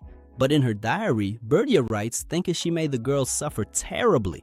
And no matter how much Cecil keeps reading the pages, he only finds more harmless crimes like this. In a normal situation, our protagonist would be laughing a lot at all of this. But the thing is, Bertia truly believes that this diary is her ace up her sleeve to be defeated. And even though Cecil tries to stay calm mentally, his body starts to react. Already out of patience, he asks Bertia if she hates being around him. She keeps repeating that if he ends up with Enderun, he'll be happy. He asks if she really believes that, because he refuses to accept that story no matter what. The only thing he can feel from all this is that she wants to distance herself. Obviously, Bertia gets really hurt and says that's not it at all. Cecil fires back, asking why she keeps running away then. She tries to explain, saying she's not running away from anything. It's exactly because she cares too much about him that she does these things. But Cecil, already exhausted, asks what her happiness actually means after all. With all the conviction in the world, she answers that it's being with Enderun forever. And deep down, Cecil is just thinking that for the first time in his life, he's hating someone with all his might. And that someone isn't down. He hates this girl so much it actually hurts. Staying focused, he asks why Bertia insists on believing in such nonsense. With tears in her eyes, Bertia insists that it's all because of the fate that's coming. Cecil says that in that case, they just need to destroy this so-called fate. She warns him not to even think about it, because he'll regret it big time. But our hero is stubborn and says he's never regretted anything in his life. If she wants so badly to stop his plans, then she's gonna have to explain why. Without a good reason, there's no way he can make a decision. Looking closely at her, he realizes that deep down, she just can't bring herself to speak. For some reason, Bertie has always hurt his feelings, since she refuses to truly trust him. To him, this whole thing has already become ridiculous. He's gone over this story in his head 1,000 times in a cold, logical way, but these confusing feelings just get in the way of his thinking. Now, he just wants to put an end to this conversation. He stands up and says he'll choose the color of her dress himself. Bertia tries to stop him, but he drops a hard truth. He reminds her that she started playing this game from the very first day they met, when she announced she was a villain. The truth is, in the end, no matter how this story turns out, she just wants to sit back and watch it all unfold until the end. And even so, Bertia, deeply hurt, begs him to be happy. Our protagonist replies that yes, he will be happy, so she better stop running away. And with that, the day of the graduation party finally arrives. After much hesitation, Bertia ended up wearing the outfit he picked out. Like a true gentleman, Cecil compliments her and says she looks wonderful. She tries to start a conversation again, but he just asks for silence and tells her he'll have to go in soon. Even though she feels alone there, he asks her to wait for him. In his mind, the thought keeps repeating, He doesn't want to hear her say she wants to distance herself. Tonight, he's going to destroy every bit of that future that causes her so much pain. Right after that, the two of them are announced to enter. Right at the last second, Bertia gathers all the strength she has and asks him what he really feels for her. Without thinking twice, Cecil answers that he always thought she was really beautiful, even too beautiful. He was ready to keep talking, but they end up being called to go in. Even so, she interrupts him again, just to thank him for everything he's done for her up until that moment. Cecil is caught by surprise. As he walks, he makes it clear that this isn't going to end here. They're going to keep moving forward together, from now on and forever. Before the party really gets started, our protagonist does a quick recap in his head. He thinks specifically about Bertia's mission.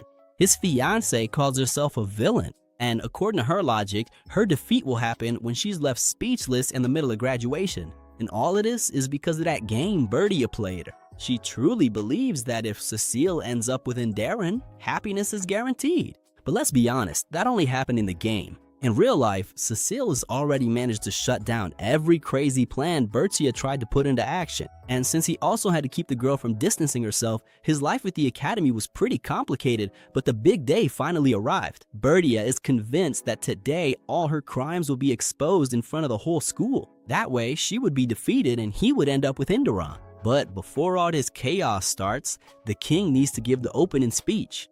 And that's exactly what happens. The king stands up and starts congratulating all the students. But guess who's up next to speak? Cecil himself, our hero, steps forward. First, he thanks everyone for being there. He thanks the teachers, the families, the students, and everyone in the hall. Not long after, the crowd's excitement was through the roof because of the speech, even shouting the name of the kingdom. The parents, of course, were super proud of their son. But his mother mentions that she wishes he would be a little more open. After all, both she and the king suspect that their son has a big plan in mind. It's not that they don't trust their son, but they're also really worried about poor Bertia. And look at that, Bertia's father was right behind them and asked the queen to keep telling the king that. The Marquis was nothing but worried because his daughter, believe it or not, is a super sensitive girl, even though he agreed to all of this from the start. At least that's what the king says while sneaking a peek at Darren, who's there in the middle of the crowd. He's really curious since she's the main target of the night. Right at that moment, Darren is over there complaining that nobody came to get her, and because of that, she had to show up looking like some random background character. Changing the subject real quick, Cecil is now the student council president and needs to pass the baton to someone else. And the one chosen is none other than Miguel. The boy steps forward, and our hero starts handing over the responsibility to him. Miguel couldn't be more honored by the situation. Then come the applause and all the usual ceremony. Miguel thanks everyone for their trust and promises to take great care of the council, but the main detail happens when they give each other that fake hug. That's when Cecil quietly asks if the preparations are ready, and Miguel assures him that everything's in place. As soon as Miguel leaves the stage, Cecil takes the opportunity to announce that he has one more announcement to make. No one saw this coming. Bertia turns pale, scared to death. Meanwhile, Darren flashes that radiant smile, thinking her plan is going to work out perfectly, which Cecil actually finds pretty funny. That's when he asks Miss Evil Notes to come forward. While everyone is totally shocked by this out-of-the-blue request, Bertia mentally prepares herself, takes a step forward, and almost falls flat on her face. Cecil has to hold back his laughter, because poor Bertia was super focused on striking the perfect pose. But when she finally makes it to the front, she goes back to acting with complete elegance. She's ready to accept whatever Cecil does, because she trained hard for her role as the villain. Or at least that's what Cecil thinks she's thinking. But right at that moment, Cecil himself starts to get a little nervous. You can feel the tension. It's really weird for him, but it makes total sense. After all, this is one of the most critical moments of their lives. Cecil takes a deep breath and starts his speech, loudly declaring that Bertia has committed very serious crimes. The girl gets so nervous that she keeps accidentally interrupting him the whole time. She tries to shout that she didn't do anything wrong, but our protagonist puts his finger to her lips and says, "Shh, sweetheart, you don't know it, but you've committed a huge crime." And what was the crime? Being born 2 years after him. Because of that, he's gonna have to wait 2 years until she graduates and live apart from her until then, which he thinks is just absurd. But to make up for this injustice, he kneels down in front of everyone and says that as soon as she graduates, she'll have to become his wife, giving her a gorgeous promise ring. Bertie has no idea what's going on anymore. The poor girl's mind just goes completely blank and she can't get a word out. And wouldn't you know it, Cecil was a genius. Bertia had actually asked him to defeat her and leave her speechless. So, technically, our boy held up his end of the deal. That's where it ends for now. He announces to all the students that in 2 years they're going to be husband and wife, all to help the kingdom grow even more. Everyone starts clapping enthusiastically, but then Enderon steps in and tries to interrupt everything. You know how it is, right? Cecil was already expecting this, so her presence isn't a problem at all. He asks Enderon what the reason for the opposition is. Without thinking twice, the girl shouts in front of everyone that Bertia is deceiving him. She says that Bertia discriminates against people based on class and is always tormenting the students, starting with herself. And then she drops the bomb that the day before, Bertia tried to push her down the stairs. Everyone in the hall is shocked. Cecil, as calm as ever, asks, "Really? Yesterday?" And Darren immediately confirms it, but then Cecil lays the truth out on the table. He explains that since Bertia is the crown prince's fiancée, there are people watching her all the time, so she could never do anything in secret. Worse yet, he reveals that yesterday Bertia was with him all afternoon. And after dinner, since she wasn't feeling well, he walked her to her room. He even asked the housekeeper to check on her from time to time, and according to the reports, Bertia didn't set foot outside her room at any point. With no way out, Enderon tries to make up a story that Bertia must have sent someone to push her. Cecil counters by saying that if that's the case, then someone else is to blame, and precisely for his fiance's sake, he's going to investigate the matter to clear her name. He even asks Enderon if she has any clue who might have done it. She replies that she still doesn't know. That really gets on Cecil's nerves, and he asks why she's accusing Bertia without any proof. Taking the opportunity, he asks Enderon to prove all this bullying she's been talking about. Enderon starts to panic and says there are plenty of other victims. She even asks the crowd to step forward, but guess what? There's this awkward silence and nobody moves. Enderon gets flustered, saying it's weird because they're always complaining about what Bertia did. But what she didn't realize is that those people are nobles. Even if Bertia had done something, no one would say a word because she's the crown prince's fiancée and that could ruin their own positions. But the truth is, Bertia never did anything bad to anyone.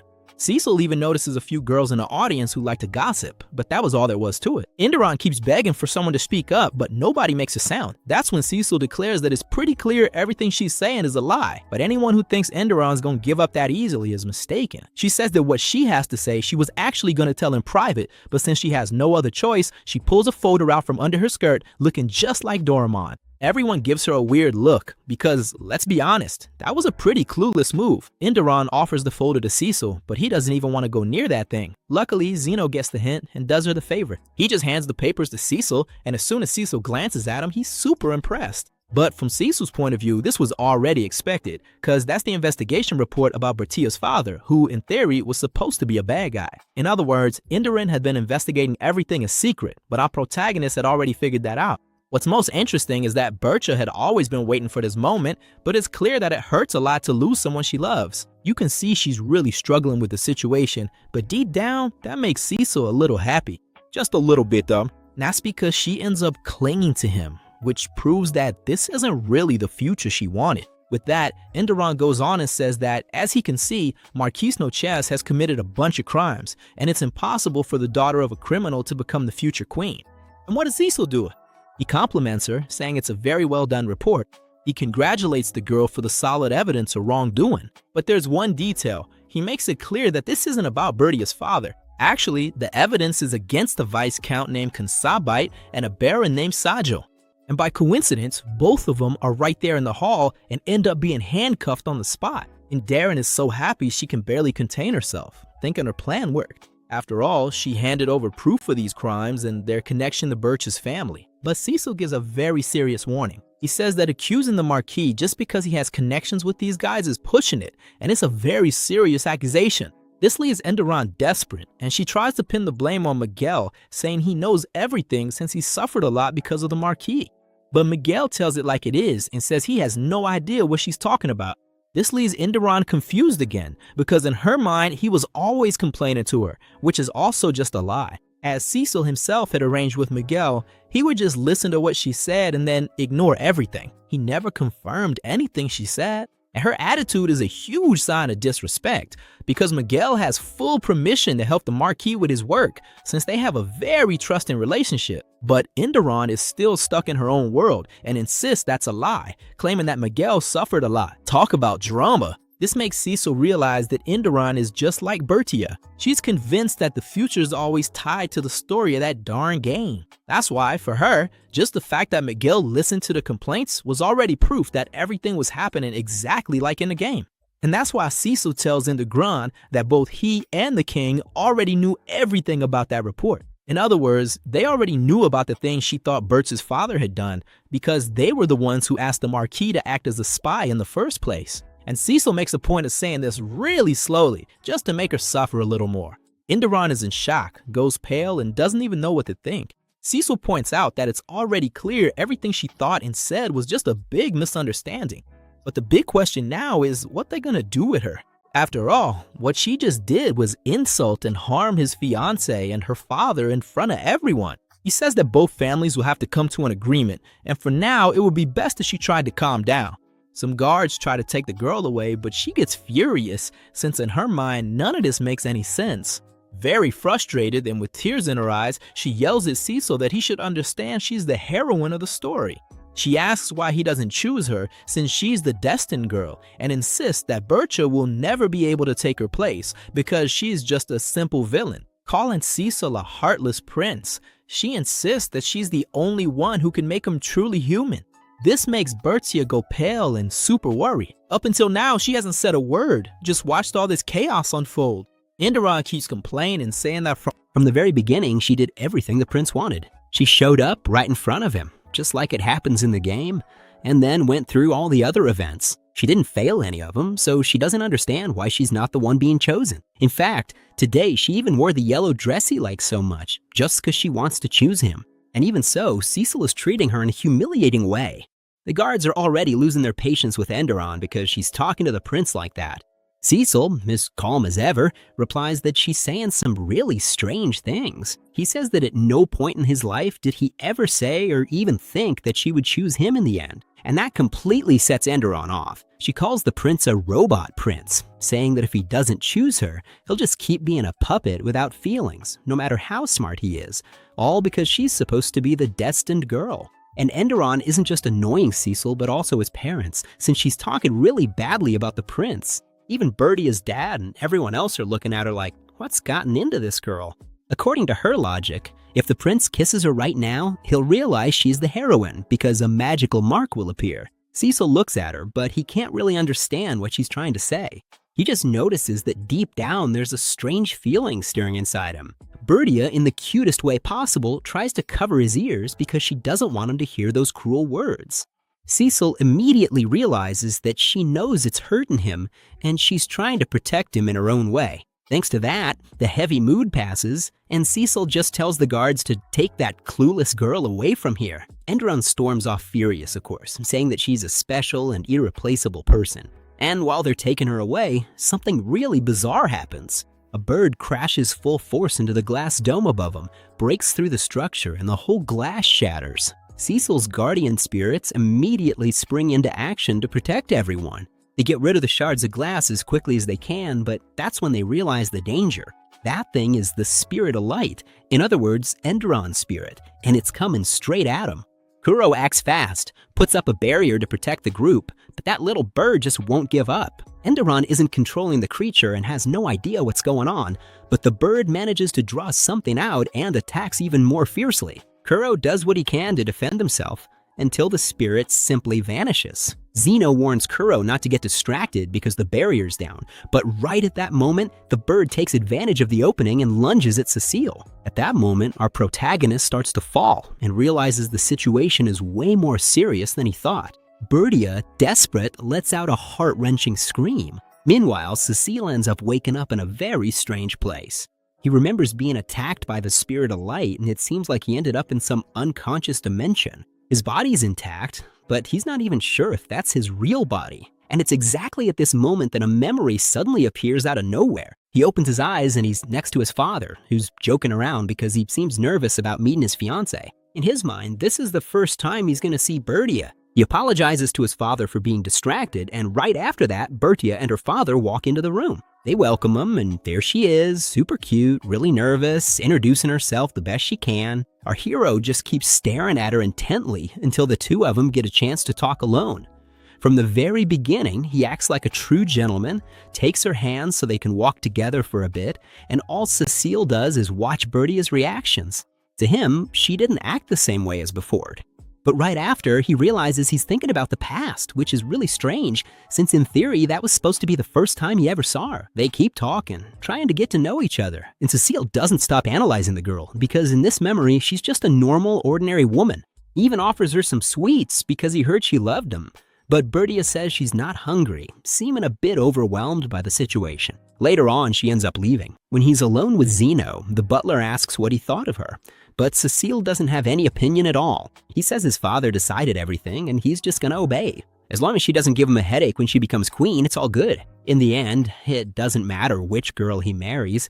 It's not going to affect his life at all. Suddenly, Cecil snaps back to himself, but he's still stuck in this bizarre dimension. He's really confused because he knows he didn't actually live through that, but technically he just did. What really catches his attention is that Bertia is completely different in this memory. The real Bertia introduced herself right away, saying she was a villain. But if there was anything that truly bothered him about everything he just saw, it was the version of himself as a child. He knows it was him, of course, but there was just something that didn't add up. At that moment, he takes off a glove because he feels discomfort in his hand, and when he looks, he realizes it's not a normal hand. The first thing that comes to Cecil's mind are Enderon's words, that despite all his intelligence, he was nothing more than a puppet. He feels the weight of that. Those words really hurt. Ever since he was very young, he was always aware of how things were, and he knew that back then he was exactly like that, a living puppet with no emotion at all. And that's exactly why he had a single wish. He wanted someone to show up who would catch his attention, someone to protect, someone who would make him capable of feeling something. That's why, even though he experienced that memory in a strange way, he knows very well that Bertia isn't the girl he knows. He immediately understands that this memory is just an illusion the Enderon spirit tried to show him, and he knows it's not real. Even so, the feeling from that empty time seems to be stealing away all the warmth of the feelings he managed to build up thanks to Bertia. That's something that truly terrifies our protagonist. It makes him feel awful, because the last thing he wants in life is to go back to how he was before. But we keep following these memories, which basically show what was supposed to happen in the original story of the game. In this scene, we see Cecil talking, mentioning that a lot of people ended up losing their lives because of an epidemic. Cecil says there was no other choice. They knew that the Luona leaf could be used as medicine, but there was no way to grow that herb at the time. So there was nothing they could do at that moment. It's right then that he walks down a hallway and runs into Bertha's father, begging the king, pleading for God's sake, for some of that medicine to save his wife. The king tries to explain the situation, something he had already mentioned in the letter, a letter Cecil didn't even bother to read. But the only thing Cecil's worried about right then is seeing a man who had contact with a sick person getting so close to the king. To him, that's almost like trying to wipe out the entire kingdom. The king promises he'll try to help somehow, after whatever happens, because in the end, that's the only option they have left. With that, the Marquis simply leaves, and young Cecil watches the whole scene like it's the most normal thing in the world. The boy even goes up to his father, who was obviously much more sensitive, and tries to comfort him in his own logical way. He explains that what the king did was exactly right, because you can't give someone special treatment just because they're an assistant.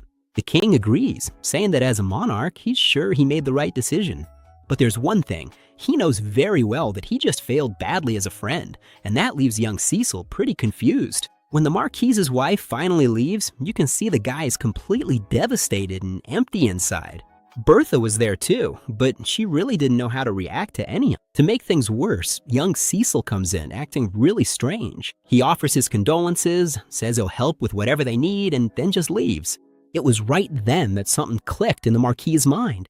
He stopped to think that he dedicated his whole life to serving the crown, and this was how he was repaid. The guy started to develop a deep hatred for all the nobility, and because of that, he got closer to Bertha.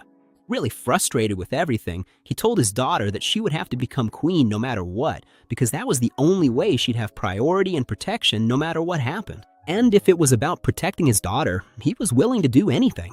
That's when he chose to go down a dangerous path. When that part of the memory ends, Cecil realizes his own legs are given out, and when he looks down, he sees they've also turned into puppet legs. In theory, everything he just saw was the story he himself changed together with Bertha, and once again, frustration takes over him. That little Cecil in the memory couldn't even understand his own father's pain and suffering. That boy just pretended to be empathetic in front of Bertha, who had just lost her mother, saying empty words just to go through the motions. Cecil keeps telling himself that he knows all of this is just an illusion created by that bird.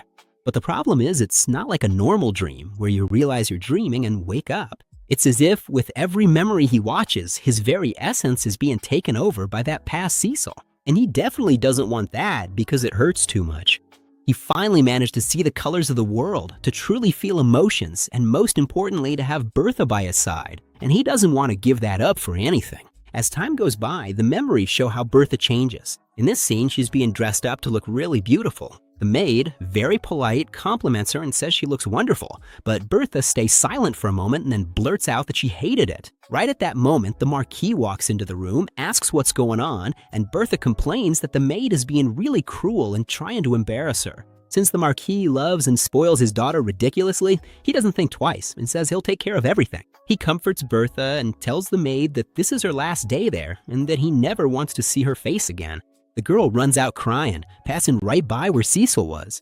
Bertha leaves with the Marquis to greet the prince, but Cecil gets curious about the whole mess with the maid and asks what happened. Bertha, as if it were nothing, answers that the maid made a mistake and got fired. Just like that. Cecil had already heard some rumors that the Marquis had changed a lot after losing his wife. The only person in the world he showed any affection to was Bertha, and over time, that just made her more and more arrogant. At least, when it came to the prince, Bertha was still very obedient, and for Cecil, that was enough. As long as she didn't cause any serious trouble, he knew it would be almost impossible to call off the engagement, so he just accepted the situation. Back to our protagonist in the present, now he's lying on the floor of this dimension, unable to move a single muscle. But there's someone crying right in front of him, begging for forgiveness. The person cries and says this is the only way he can be happy. Then someone touches his head and we're pulled into another memory, this time a little further in the future. At this point, Cecil is already the student council president, and it's the very day Bertha is about to enter the academy. He's there, playing the part of the good fiancé, bringing a bouquet of flowers, but you can tell he's really not into it. As he walks, he mutters that he's going to die of boredom if he goes there, but if he doesn't go see his fiancée, it's definitely going to cause a huge problem. And just like in the game, Cecil ends up bumping into Enderon, who seems to be following her little bird. But the look on Cecil's face is different now. He keeps staring at her intently while she talks to the bird. He asks if she's a new student. The girl gets all nervous as he approaches, but she confirms that she is. Cecil asks why she's not at the welcome party, and Enderon explains that since she's from the countryside and doesn't know anyone, she decided not to go. So she was just taking a walk with her bird. That's when Cecil pulls a flower from the bouquet that was meant for Bertha and gives it to Enderon. He says it's a gift to congratulate her on joining the academy, accompanied by a very kind smile. Enderon is completely frozen, staring at him in awe.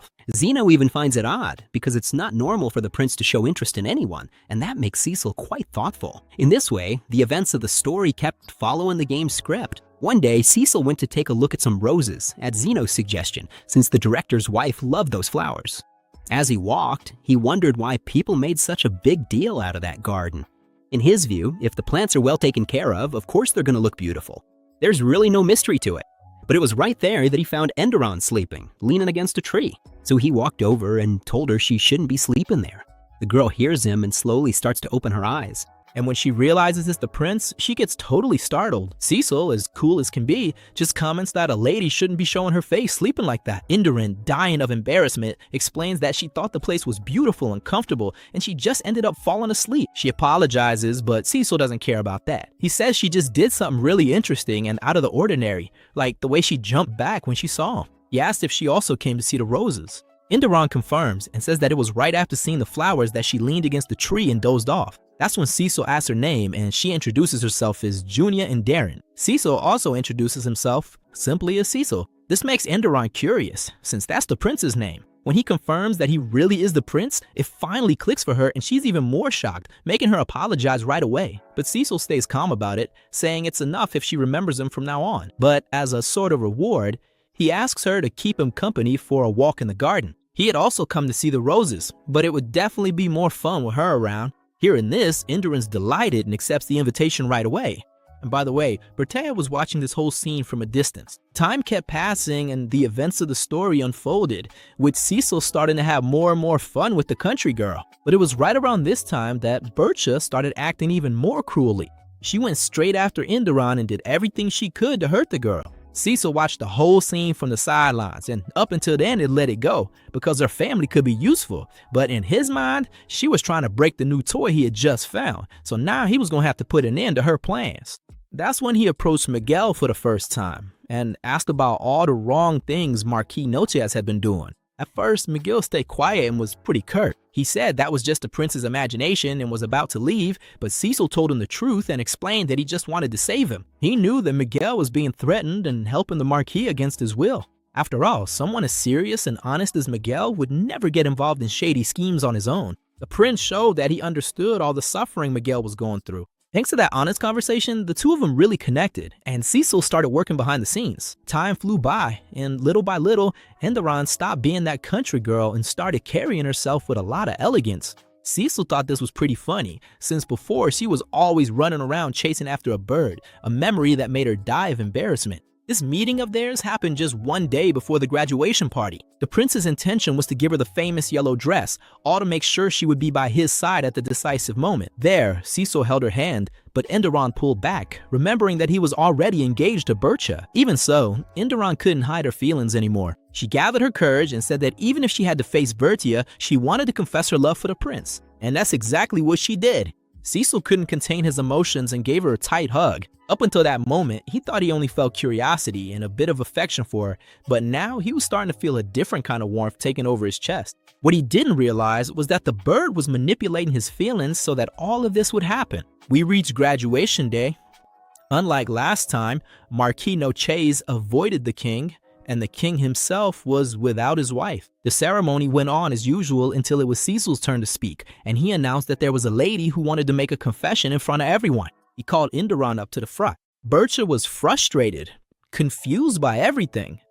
But then Enderon revealed that Bertia tried to push her down the stairs. She said she was locked in a storage room and that Bertia used other people to attack her indirectly. Bertia tried to play dumb at the time, but Cecil quickly stepped in to back up Enderon's story. He said he had all the evidence in hand and that she wasn't the only victim in the salon. According to him, a lot of people there had suffered prejudice because of their social class and had gone through horrible situations at Bertia's hands. With that encouragement, he asked anyone who had gone through that to step forward and show some courage. You could really feel the weight of the moment. A bunch of people started raising their hands. With such clear evidence, he asked if Bertia had anything to say in her defense. But Bertia didn't lose her composure. She looked straight at him and said that even if the evidence was real, what was going to happen? As the daughter of a marquis and the future queen, nobles of lower rank shouldn't provoke her wrath. Cecil found that answer really interesting because the solution was simple. Just take those privileges away from her. Right then and there, he exposed that Marquis Douglas was involved in a scheme with Count Blader and other nobles, and that he had clear evidence of it. He said that the king was already aware of everything too. The Marquis was in trouble, and the guards led him away. Bertia despaired when she saw her father taken. After all, a criminal's daughter could never be queen. Seizing the moment, Cecil announced their engagement was void. She completely lost it. She screamed her father's innocence, that she'd be his queen and stand by him forever. She was acting out of control. To the Cecil from that memory, she was beyond saving. But at that peak moment, he started to hear Bertia's voice.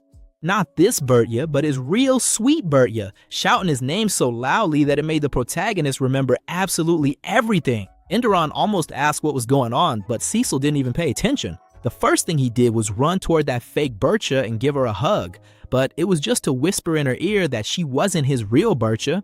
Cecil's willpower made all that brainwashing start to break. When he opens his eyes, he realizes he's finally out of that nightmare. The warmth he felt and that they tried to steal from him is still there. He's absolutely sure he'd take a world where his Bertia exists 1,000 times over, and that brings him so much joy that in that moment he can't hold back and starts to cry. He gets up and begs for it all to finally end. And he says this directly to Pi, who is actually a little boy there crying and asking why all of this is happening. Cecil looks at him and notices that the boy is kind of transparent, which means his end is near. Most likely, this whole dimension will disappear along with him. Through his tears, Pi just can't understand why Cecil won't choose Enderon. Apparently, the boy has his own reasons for one. He wants Cecil to stay with her, but for Cecil, that's completely impossible. Honestly, after everything they've done, the only thing he feels for them now is deep disappointment. But Pai starts telling him that Andoran told him the prince was her destined knight, and that it was only natural for them to fall in love. The only thing she was trying to do was guide Cecil toward the right future. But Cecil asks a pointed question.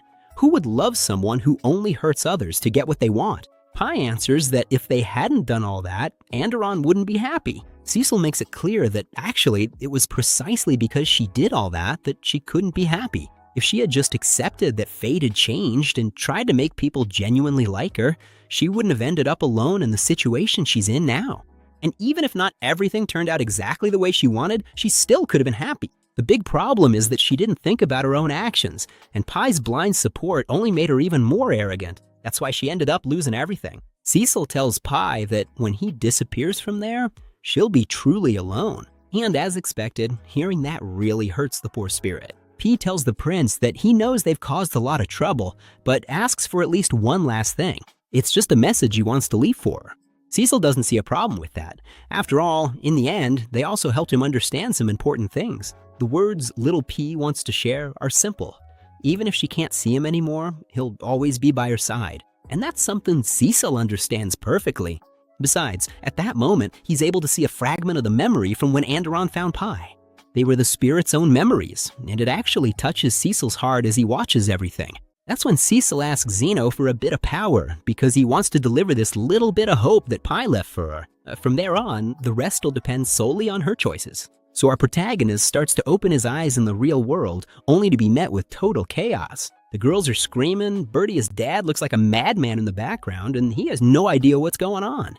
The girls warn Cecil that if he doesn't get up right now, Bertia's gonna shave her head like a monk. He's pretty confused by this, but then he looks at Bertia, who looks like a lunatic begging for a pair of scissors, and realizes they're not joking.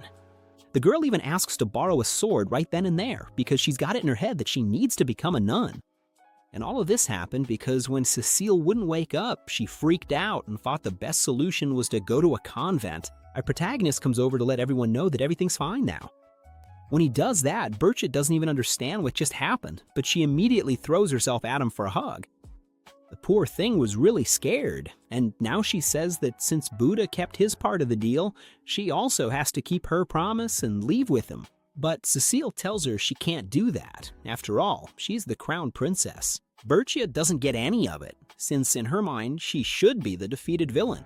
But Cecil lays it out straight and says that the future she's talking about, where he ends up with the heroine, just isn't gonna happen. And the reason is that now he fully realizes that Bertia is the only person he can be with. Even so, she panics thinking about the future that awaits her.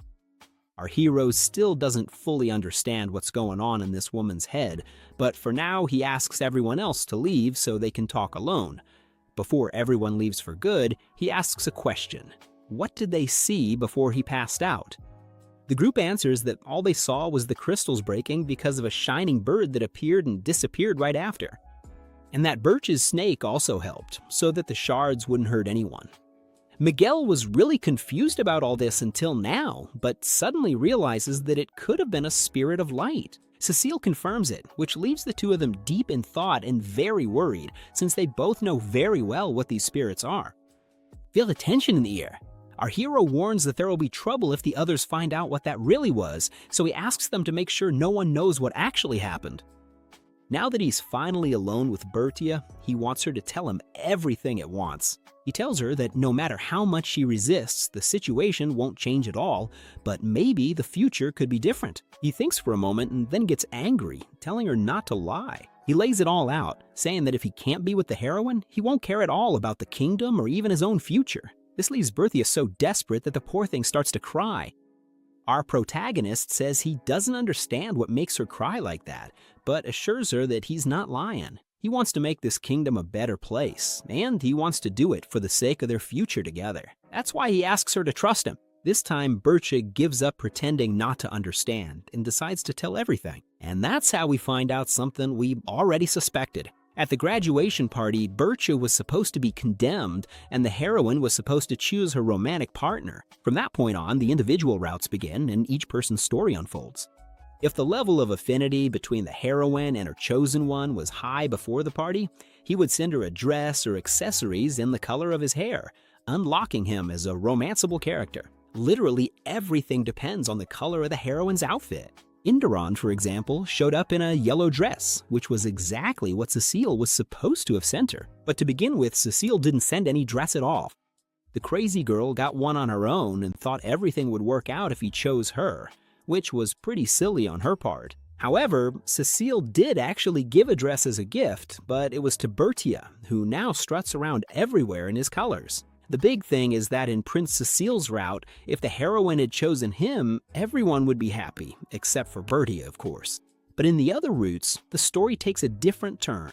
Cecil even asks her not to feel bad, because if what she said is true, we're not talking about this Cecil here. What she's about to tell is the future of the Prince Cecil from the game she played. To start, let's see what Balth's life would be like. The guy would come in desperate, telling our protagonist that the neighboring kingdom was attacking. He wanted an urgent meeting with the king and the generals, but Cecil, instead of being scared, had a smile on his face. That's when things get ugly. A war broke out and the kingdom fought tooth and nail. Suddenly, Prince Cecil would show up on the front lines and turn the tide. Balth was always by his side, protecting and fighting, but he was getting worn out physically and mentally. That's when the heroine comes in to comfort the guy. Indram would get excited to hear that they won the first battle and that he was okay. But despite the victory, Balth was crushed inside because there were so many losses and wounded. The soldiers were dropping like flies and there was nothing he could do. Even so, Indram tried to soothe his heart, telling him it wasn't his fault and that she was really proud of the warrior he was. In the end, under Cecil's orders, they managed to defeat the neighboring kingdom. But that didn't put an end to the war. Cecil said it was all for the good of the kingdom. He increased the defenses and strengthened the nation to start invading other countries. They kept at it non-stop until something bizarre happened. In one of the battles, Cecil started acting like a madman. They had already secured the victory, but he wanted the enemy to continue their struggle. The invaded country was terrified, seeing him as a maniac addicted to combat, and ended up retreating. His behavior was really frowned upon. Balth warned him that he should stop throwing himself at the enemy army, but to Cecil, that was normal. The enemy general was skilled, and he wanted to test his own limits. The prince just said he'd be careful not to get himself killed, and that was enough for him. He was proud of himself, and that made Balth furious, because the prince seemed to ignore the mountain of problems and losses caused by him. In Cecil's mind, the math added up. If he lost 100 but saved 1,000, it was all good. He thought that as long as he compensated the families, the problem would go away. And now he had to rack his brain to replace the soldiers. That was the last straw. Bolt realized something terrifying. The prince treated people's lives, and his own, like mere pawns. He felt totally indifferent toward himself and everyone else. It was bizarre because Cecil only seemed truly excited in the middle of combat. That made Bald have a lot of doubts, but with the support of the heroine and his friends, he kept fulfilling his duty every day. In the end, the kingdom ended up unifying the neighboring countries, and that's how Balt and the heroine were able to live in peace.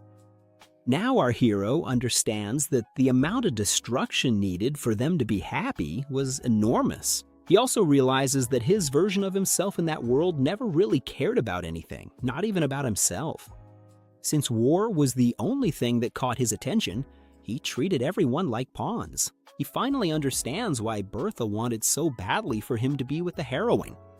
In the end, besides destroying the country, he would have ended up getting hurt himself. Cecil feels like a fool for having judged Bertha the wrong way, now that he knows how big her heart is. Right at that moment, she tries to calm him down, saying that this is the saddest route of all, and asks him not to worry. She says that in the other routes, things don't end well for him either. Sometimes he locks himself up at home, flees the country, gets eliminated, or simply disappears. For our protagonist, that doesn't sound good at all either. In Cham's route, for example, one day Prince Cecil just disappears. He leaves a letter for his younger brother, saying he's tired of royalty, and leaves the throne in his hands. Right after that, the king suffers a fatal attack. The neighboring kingdom attacks and Cham gets scared, but the heroine supports him. They win the first battle and manage to get a happy ending, but the war goes on. In the present, Cecil agrees that his little brother has no qualities to be king at all. Now, in Kron's route, the story's pretty interesting. The guy spent years on a research project, but Cecil showed up and solved everything in no time, became obsessed with gunpowder, and locked himself in the lab. The kingdom is attacked, but Kron creates a powerful weapon with gunpowder, wins the war, and marries Enderon. In Miguel's route, the prince disappears and becomes a spy in the neighboring kingdom, attacking from the inside while Miguel attacks from the outside. They destroy the rival country, Miguel marries Enderon, but peace is not guaranteed. And in Carlos's route, Cecil is out of the picture right at the beginning. Carlos and Enderon investigate, avenge the prince, win the war, and end up together. The big truth is that, deep down, Bertha thinks none of these endings were truly happy, and it's easy to see why. In every route where he doesn't end up with Enderon, a whole war breaks out. That's why the girl insisted so much on keeping the story on track. Besides that, Cecil gets to know himself. That route where he disappeared early on, for example, definitely happened because he no longer had the will to live. In Cham's route, he put the burden on his brother because he didn't care about people.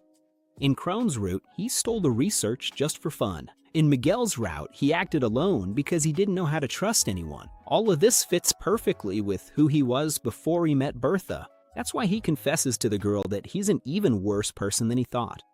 Bertha quickly shuts that down, saying that's all a lie, and that he's nothing like the prince from the game. The real Cecil has a huge heart, cares about others, and isn't some That interrupted graduation party ended without any problems, thanks to the people who took care of everything while Bertie and the main character were talking. The next day we follow Cecil, who is about to decide Enderon's punishment.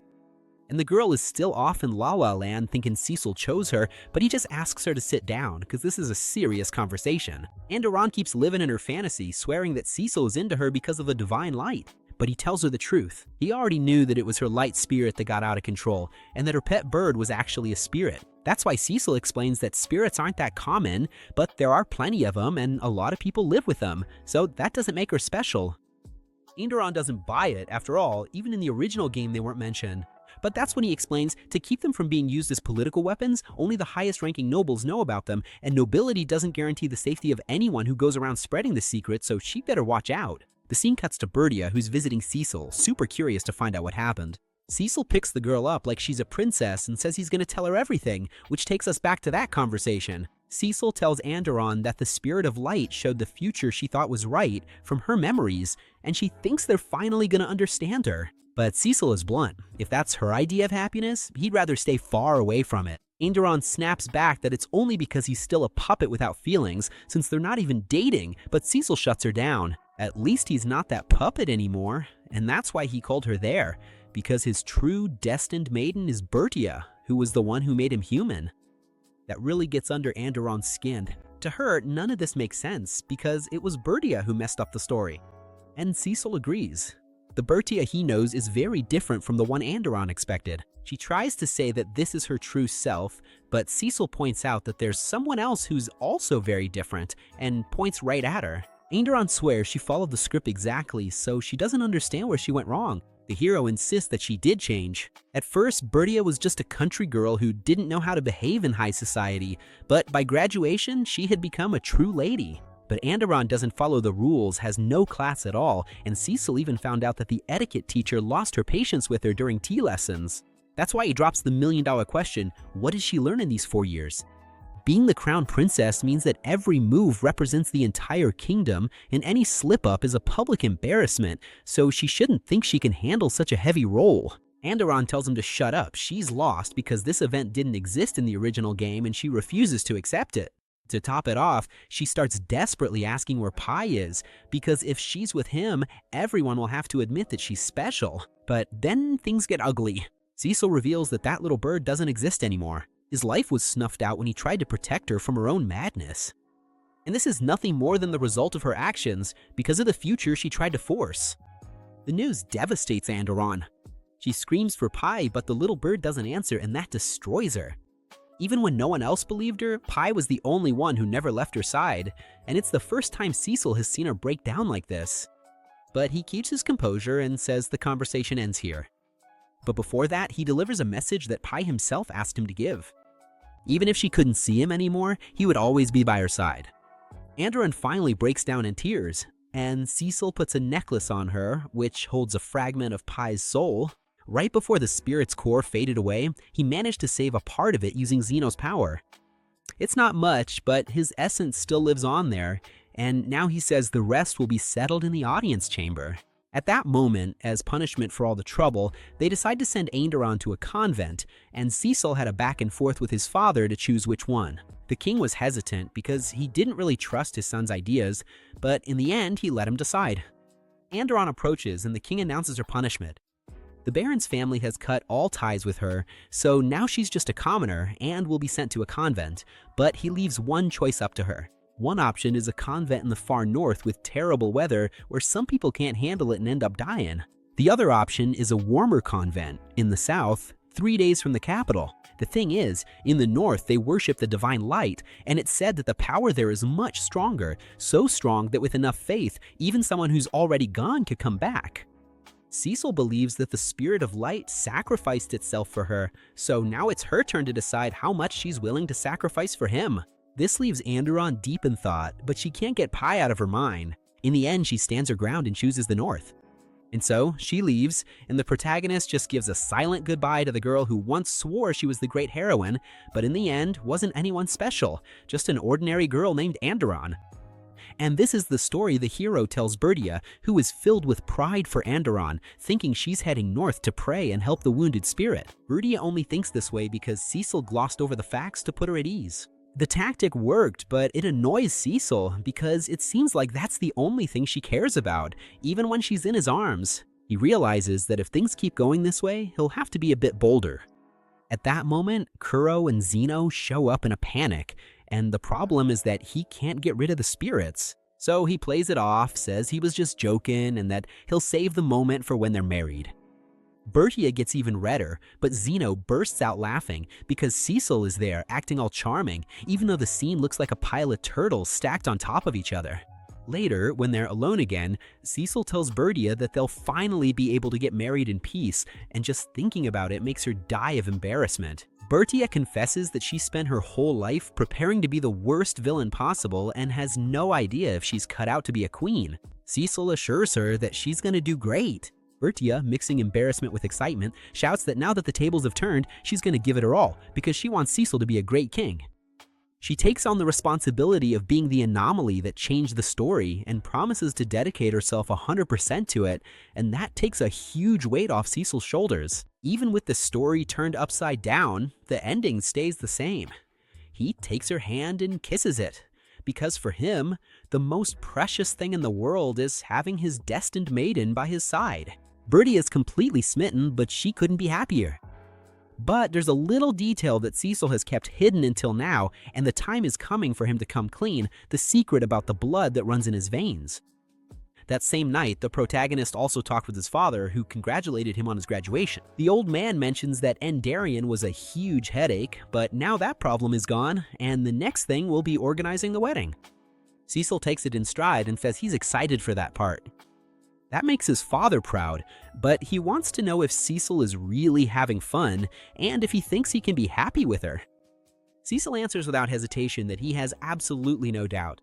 There isn't another woman in the world who could make him happier.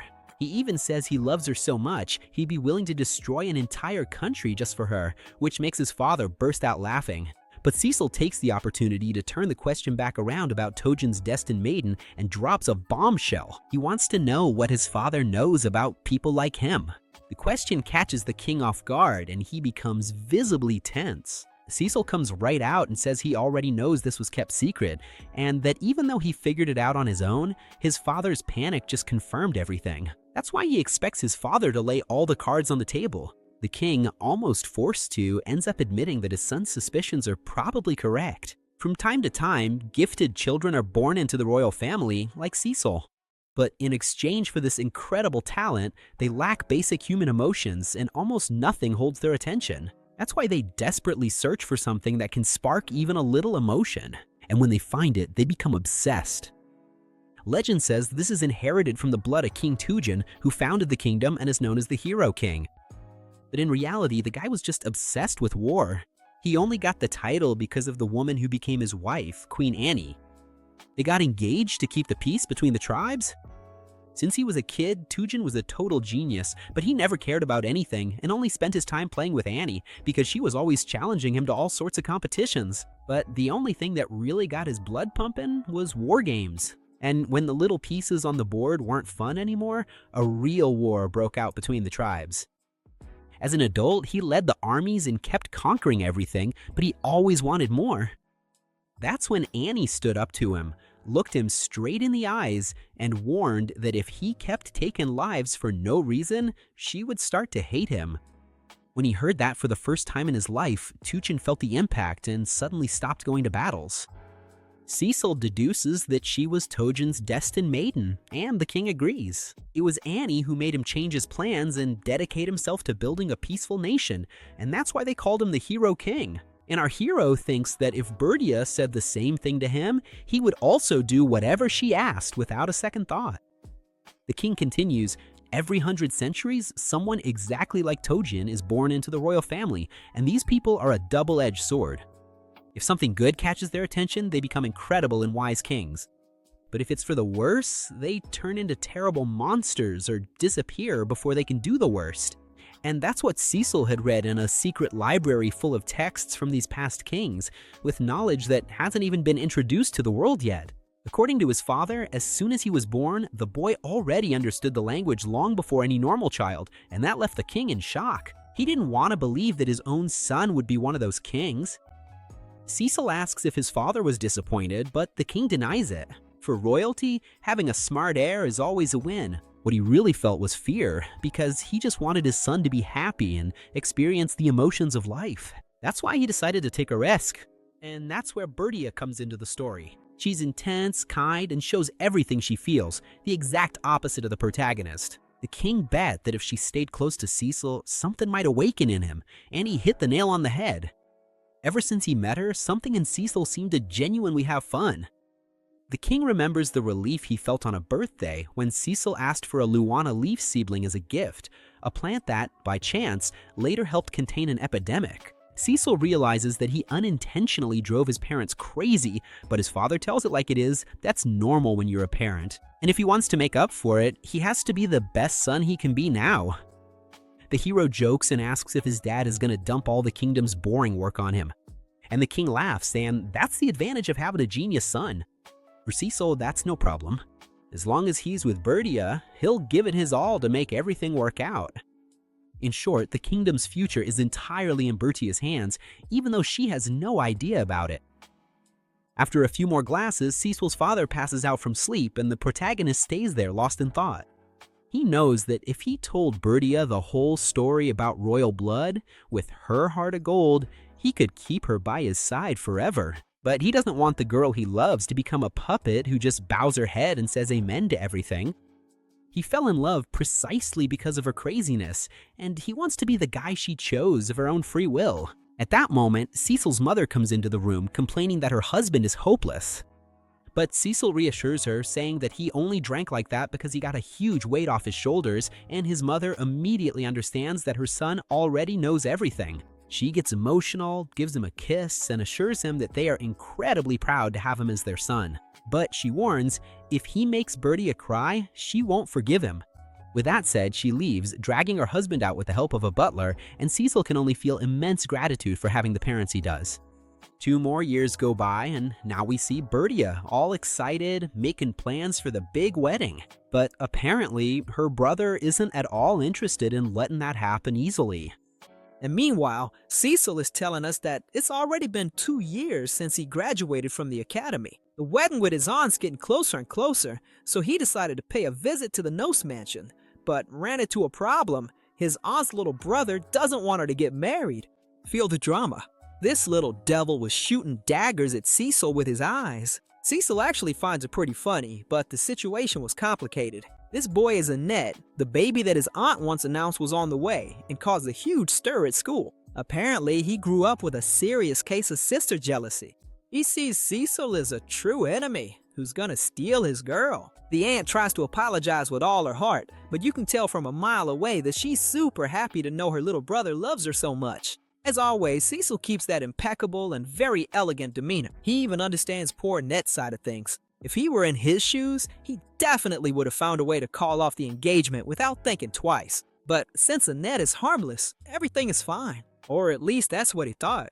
Right at that moment, Annette blurts out that his sister's gonna marry him and that Cecil can have the heroine of the story. The whole room froze, cause that's not normal at all. Because of that, Cecil tries to demand an explanation from the aunt. They figure she must have told the boy a bunch of nonsense. And the worst part is that the kid keeps saying he's a handsome prince, so he could totally have a harem if he wanted to. Meanwhile, his sister's the villain, so she can't end up with any of the main root characters. The aunt tries to explain herself, saying that one day she was just thinking out loud and the boy overheard, but Cecil immediately calls her out. He says that she was actually talking in her sleep. Only God knows what goes on in that woman's head while she's asleep. But the fact is, she created this whole mess. Anyway, Cecil doesn't really care. He tells the boy he's sorry, but he's gonna be with his sister, because that's fate. The boy starts crying and immediately calls Cecil the Demon King. Right away, the aunt gets defensive. She says she didn't teach him that because she loves Cecil with all her heart. But the truth is, Annette didn't hear that from her, but from her own father. The father-in-law actually confessed right then that he thought Cecil was gonna steal his little girl. He started not liking the guy and ended up saying that without meaning to. But actually, that kinda helped Cecil out. He goes up to the boy and asks if the Demon King and the Villainess wouldn't make an amazing couple. That fills the little guy with dreams, and he wasn't the only one. The aunt also pictured the whole scene right away and was thrilled. She thought it would make a wonderful story. Cecil also takes the opportunity to explain to the boy that even if his aunt becomes his wife, she'll still be Annette's sister. And on top of that, he even gets an older brother out of the deal. It's a scenario where everyone wins. They won't be able to live in the same house anymore, but Annette can visit the two of them whenever he wants. That already gets the boy deep in thought. Then Cecil gives him that final little push. He promises they'll always be waiting for him with delicious sweets. The boy gets all excited, but he still has one concern. He wants to know if Cecil's gonna treat his sister badly or if he's gonna be a womanizer. Cecil assures him he won't. Then comes Annette's most important question, but this one is straight to his aunt.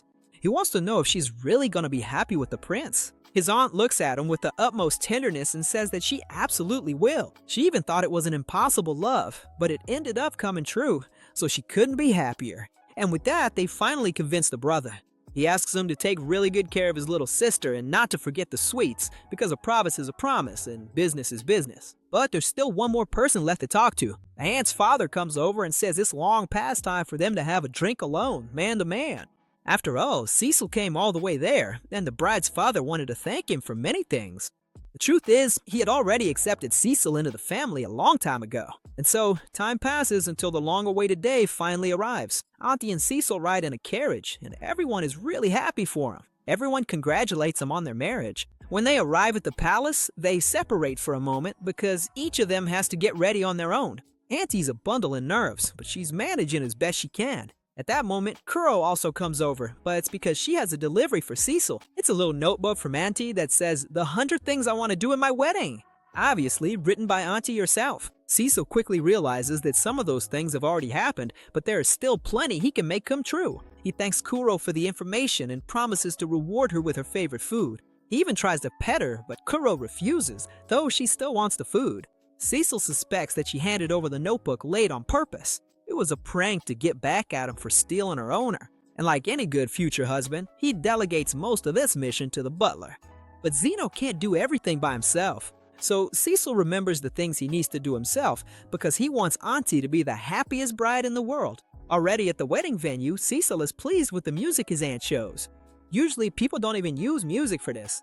It's always silent, but the harmony was really beautiful. He just waits there. Suddenly, the door opens and Konyakusha enters, escorting his beloved daughter. At that moment, Cecil remembers that when he first met Bertia, she had arrived holding her father's hand. Back then, he only thought about watching the girl for fun and nothing more. But they gradually got closer, and now he's the one who will hold her hand as they move forward together. It's a very beautiful moment. But then, Konyakusha is overcome with emotion and asks Cecil to take good care of his daughter. The man does everything he can to hold back his tears. Cecil can only think that his face looks even scarier than usual in this situation. It's time for Cecil to move forward with Bertia, but she's so nervous that she ends up tripping. Of course, her man is right there to help. He tells her that no matter what happens, he'll take care of everything. She doesn't need to worry about a thing. And so begins the ceremony between Crown Prince Cecil Glow-Alphista and the young lady who will become the Crown Princess. They are about to be joined in holy matrimony. All that speech makes Cecil feel super bored because he has to wait for such a long time. But what comforts him is thinking that soon they'll be off on their fun honeymoon. They're going to some hot springs, and he's left wondering what it's gonna be like. Just when he was daydreaming, his father shows up. It's the king's role to hand each of them their rings. The ring ceremony in this kingdom works like this. Each person takes their own ring and puts it on themselves, but our protagonist doesn't want that. He asks for Bertha's hand and in that moment slips the ring onto her finger. On top of that, he kisses her hand in a super gentlemanly way. That was something Bertha wanted too. She really likes the gesture, feeling like the two of them are connecting with each other forever. When Bertha puts the ring on him, Cecil is overjoyed. He thinks the experience is fantastic. And so comes the moment when they have to seal their vow with a kiss. Cecil promises that he will stay with her in sickness and in health, in happy times and in sad times, in wealth and in poverty. No matter what difficulties come their way, he will love and respect her, comfort and help her, loving her until the end of his days. With that, he gives her a big kiss in front of everyone. At this point, Marquis Notches has basically eliminated the guy about 700 times in his own mind. On the other hand, Bertha is really nervous. Our protagonist tries to get her to respond, but she's dying of embarrassment. Even so, she shouts that she will keep loving him no matter what happens, until death do them part. Cecil looks at her tenderly. He realizes that she forgot everything she was supposed to say, but he's really happy because in the end, she did great. However, she's still missing her vow kiss. Cecil insists that she has to do that too. Kuro was almost about to take out our protagonist, but luckily Zeno held the beast back. All embarrassed, Bertha comes closer and gives him a kiss too. She did it in such a cute way that our protagonist starts to feel something really strange. His face looks like he has a fever. His heart is beating faster than usual. He feels butterflies in his stomach and wants to scream. And Bertha notices it too because it's obvious that he turned red. Inside, our protagonist is almost dying of embarrassment. He can't even look Bertha in the eyes. She, on the other hand, is very pleased with his reaction. He pulls himself together as best he can and they continue with the process. Each of them signs the papers and they are officially declared husband and wife. The ceremony ends and people applaud the couple with great joy. However, the main event is still to come and it's something our protagonist will have to put some effort into. According to Cecil, he's been dealing with a lot of paperwork lately and was a bit worried he might have lost some muscle because even though Bertha is skinny, the dress she's wearing is really heavy. It seems that, using dieting as an excuse, Bertha has actually been training every day. She carries the dress like it's nothing and is always smiling, but it took 3 maids to carry that thing. Cecil thought a lot about it, but he knows he has to do his part as a man. He ends up lifting Bertha like a princess and carries his wife away. This catches Bertha by surprise, but she's also really happy about it. Cecil almost gets a hernia, but he accomplished the mission. Bertha's friends, of course, are there and they're really happy for her. But that's on the girls' side. Now the men have a problem. For example, Miguel complains because his wedding is coming up soon and he doesn't want that much pressure. On top of that, all the guys feel like now they have to work out so they can carry their partners. Then comes the bouquet toss, and the women are honestly kinda scary. They take this game way too seriously. That's not something that usually happens in the kingdom. It was a tradition that Bertha brought with her. They say that whoever catches the bride's bouquet will be the next to get married. That's why they're all going crazy over there.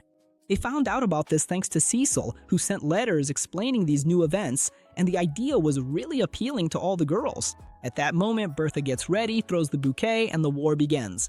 Curiously, Kuro didn't know anything about this, but her instincts kicked in, so she jumped and ended up catching the bouquet in midair. Then she went to give it back to Bertha like a little puppy. Bertha scolds her because she had already explained that she shouldn't do that, although, come to think of it, technically she was the first to grab the bouquet. That's why she starts explaining to Kuro that whoever catches the flowers will be the next happy bride. In other words, Kuro is going to be the next one to get married. As soon as she hears that, Kuro just turns and starts looking at Zeno, who's standing in the back. That's just too cute, even for Cecil. With that part done, our protagonist asks for Bertha's hand to escort his wife to the carriage. He was about to get in, but before doing so, he called Zeno over and gave him a very important warning, not to even think about laying a hand on a child.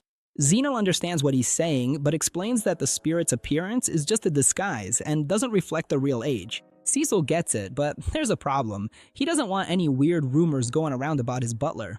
Anyway, the carriage starts moving. The ceremony ended without any problems, and Bertha's very relieved. Now they just need to go back to the palace to start the party. The people send their best wishes, and there are flower petals flying everywhere. At the party, there were some protocols they couldn't avoid.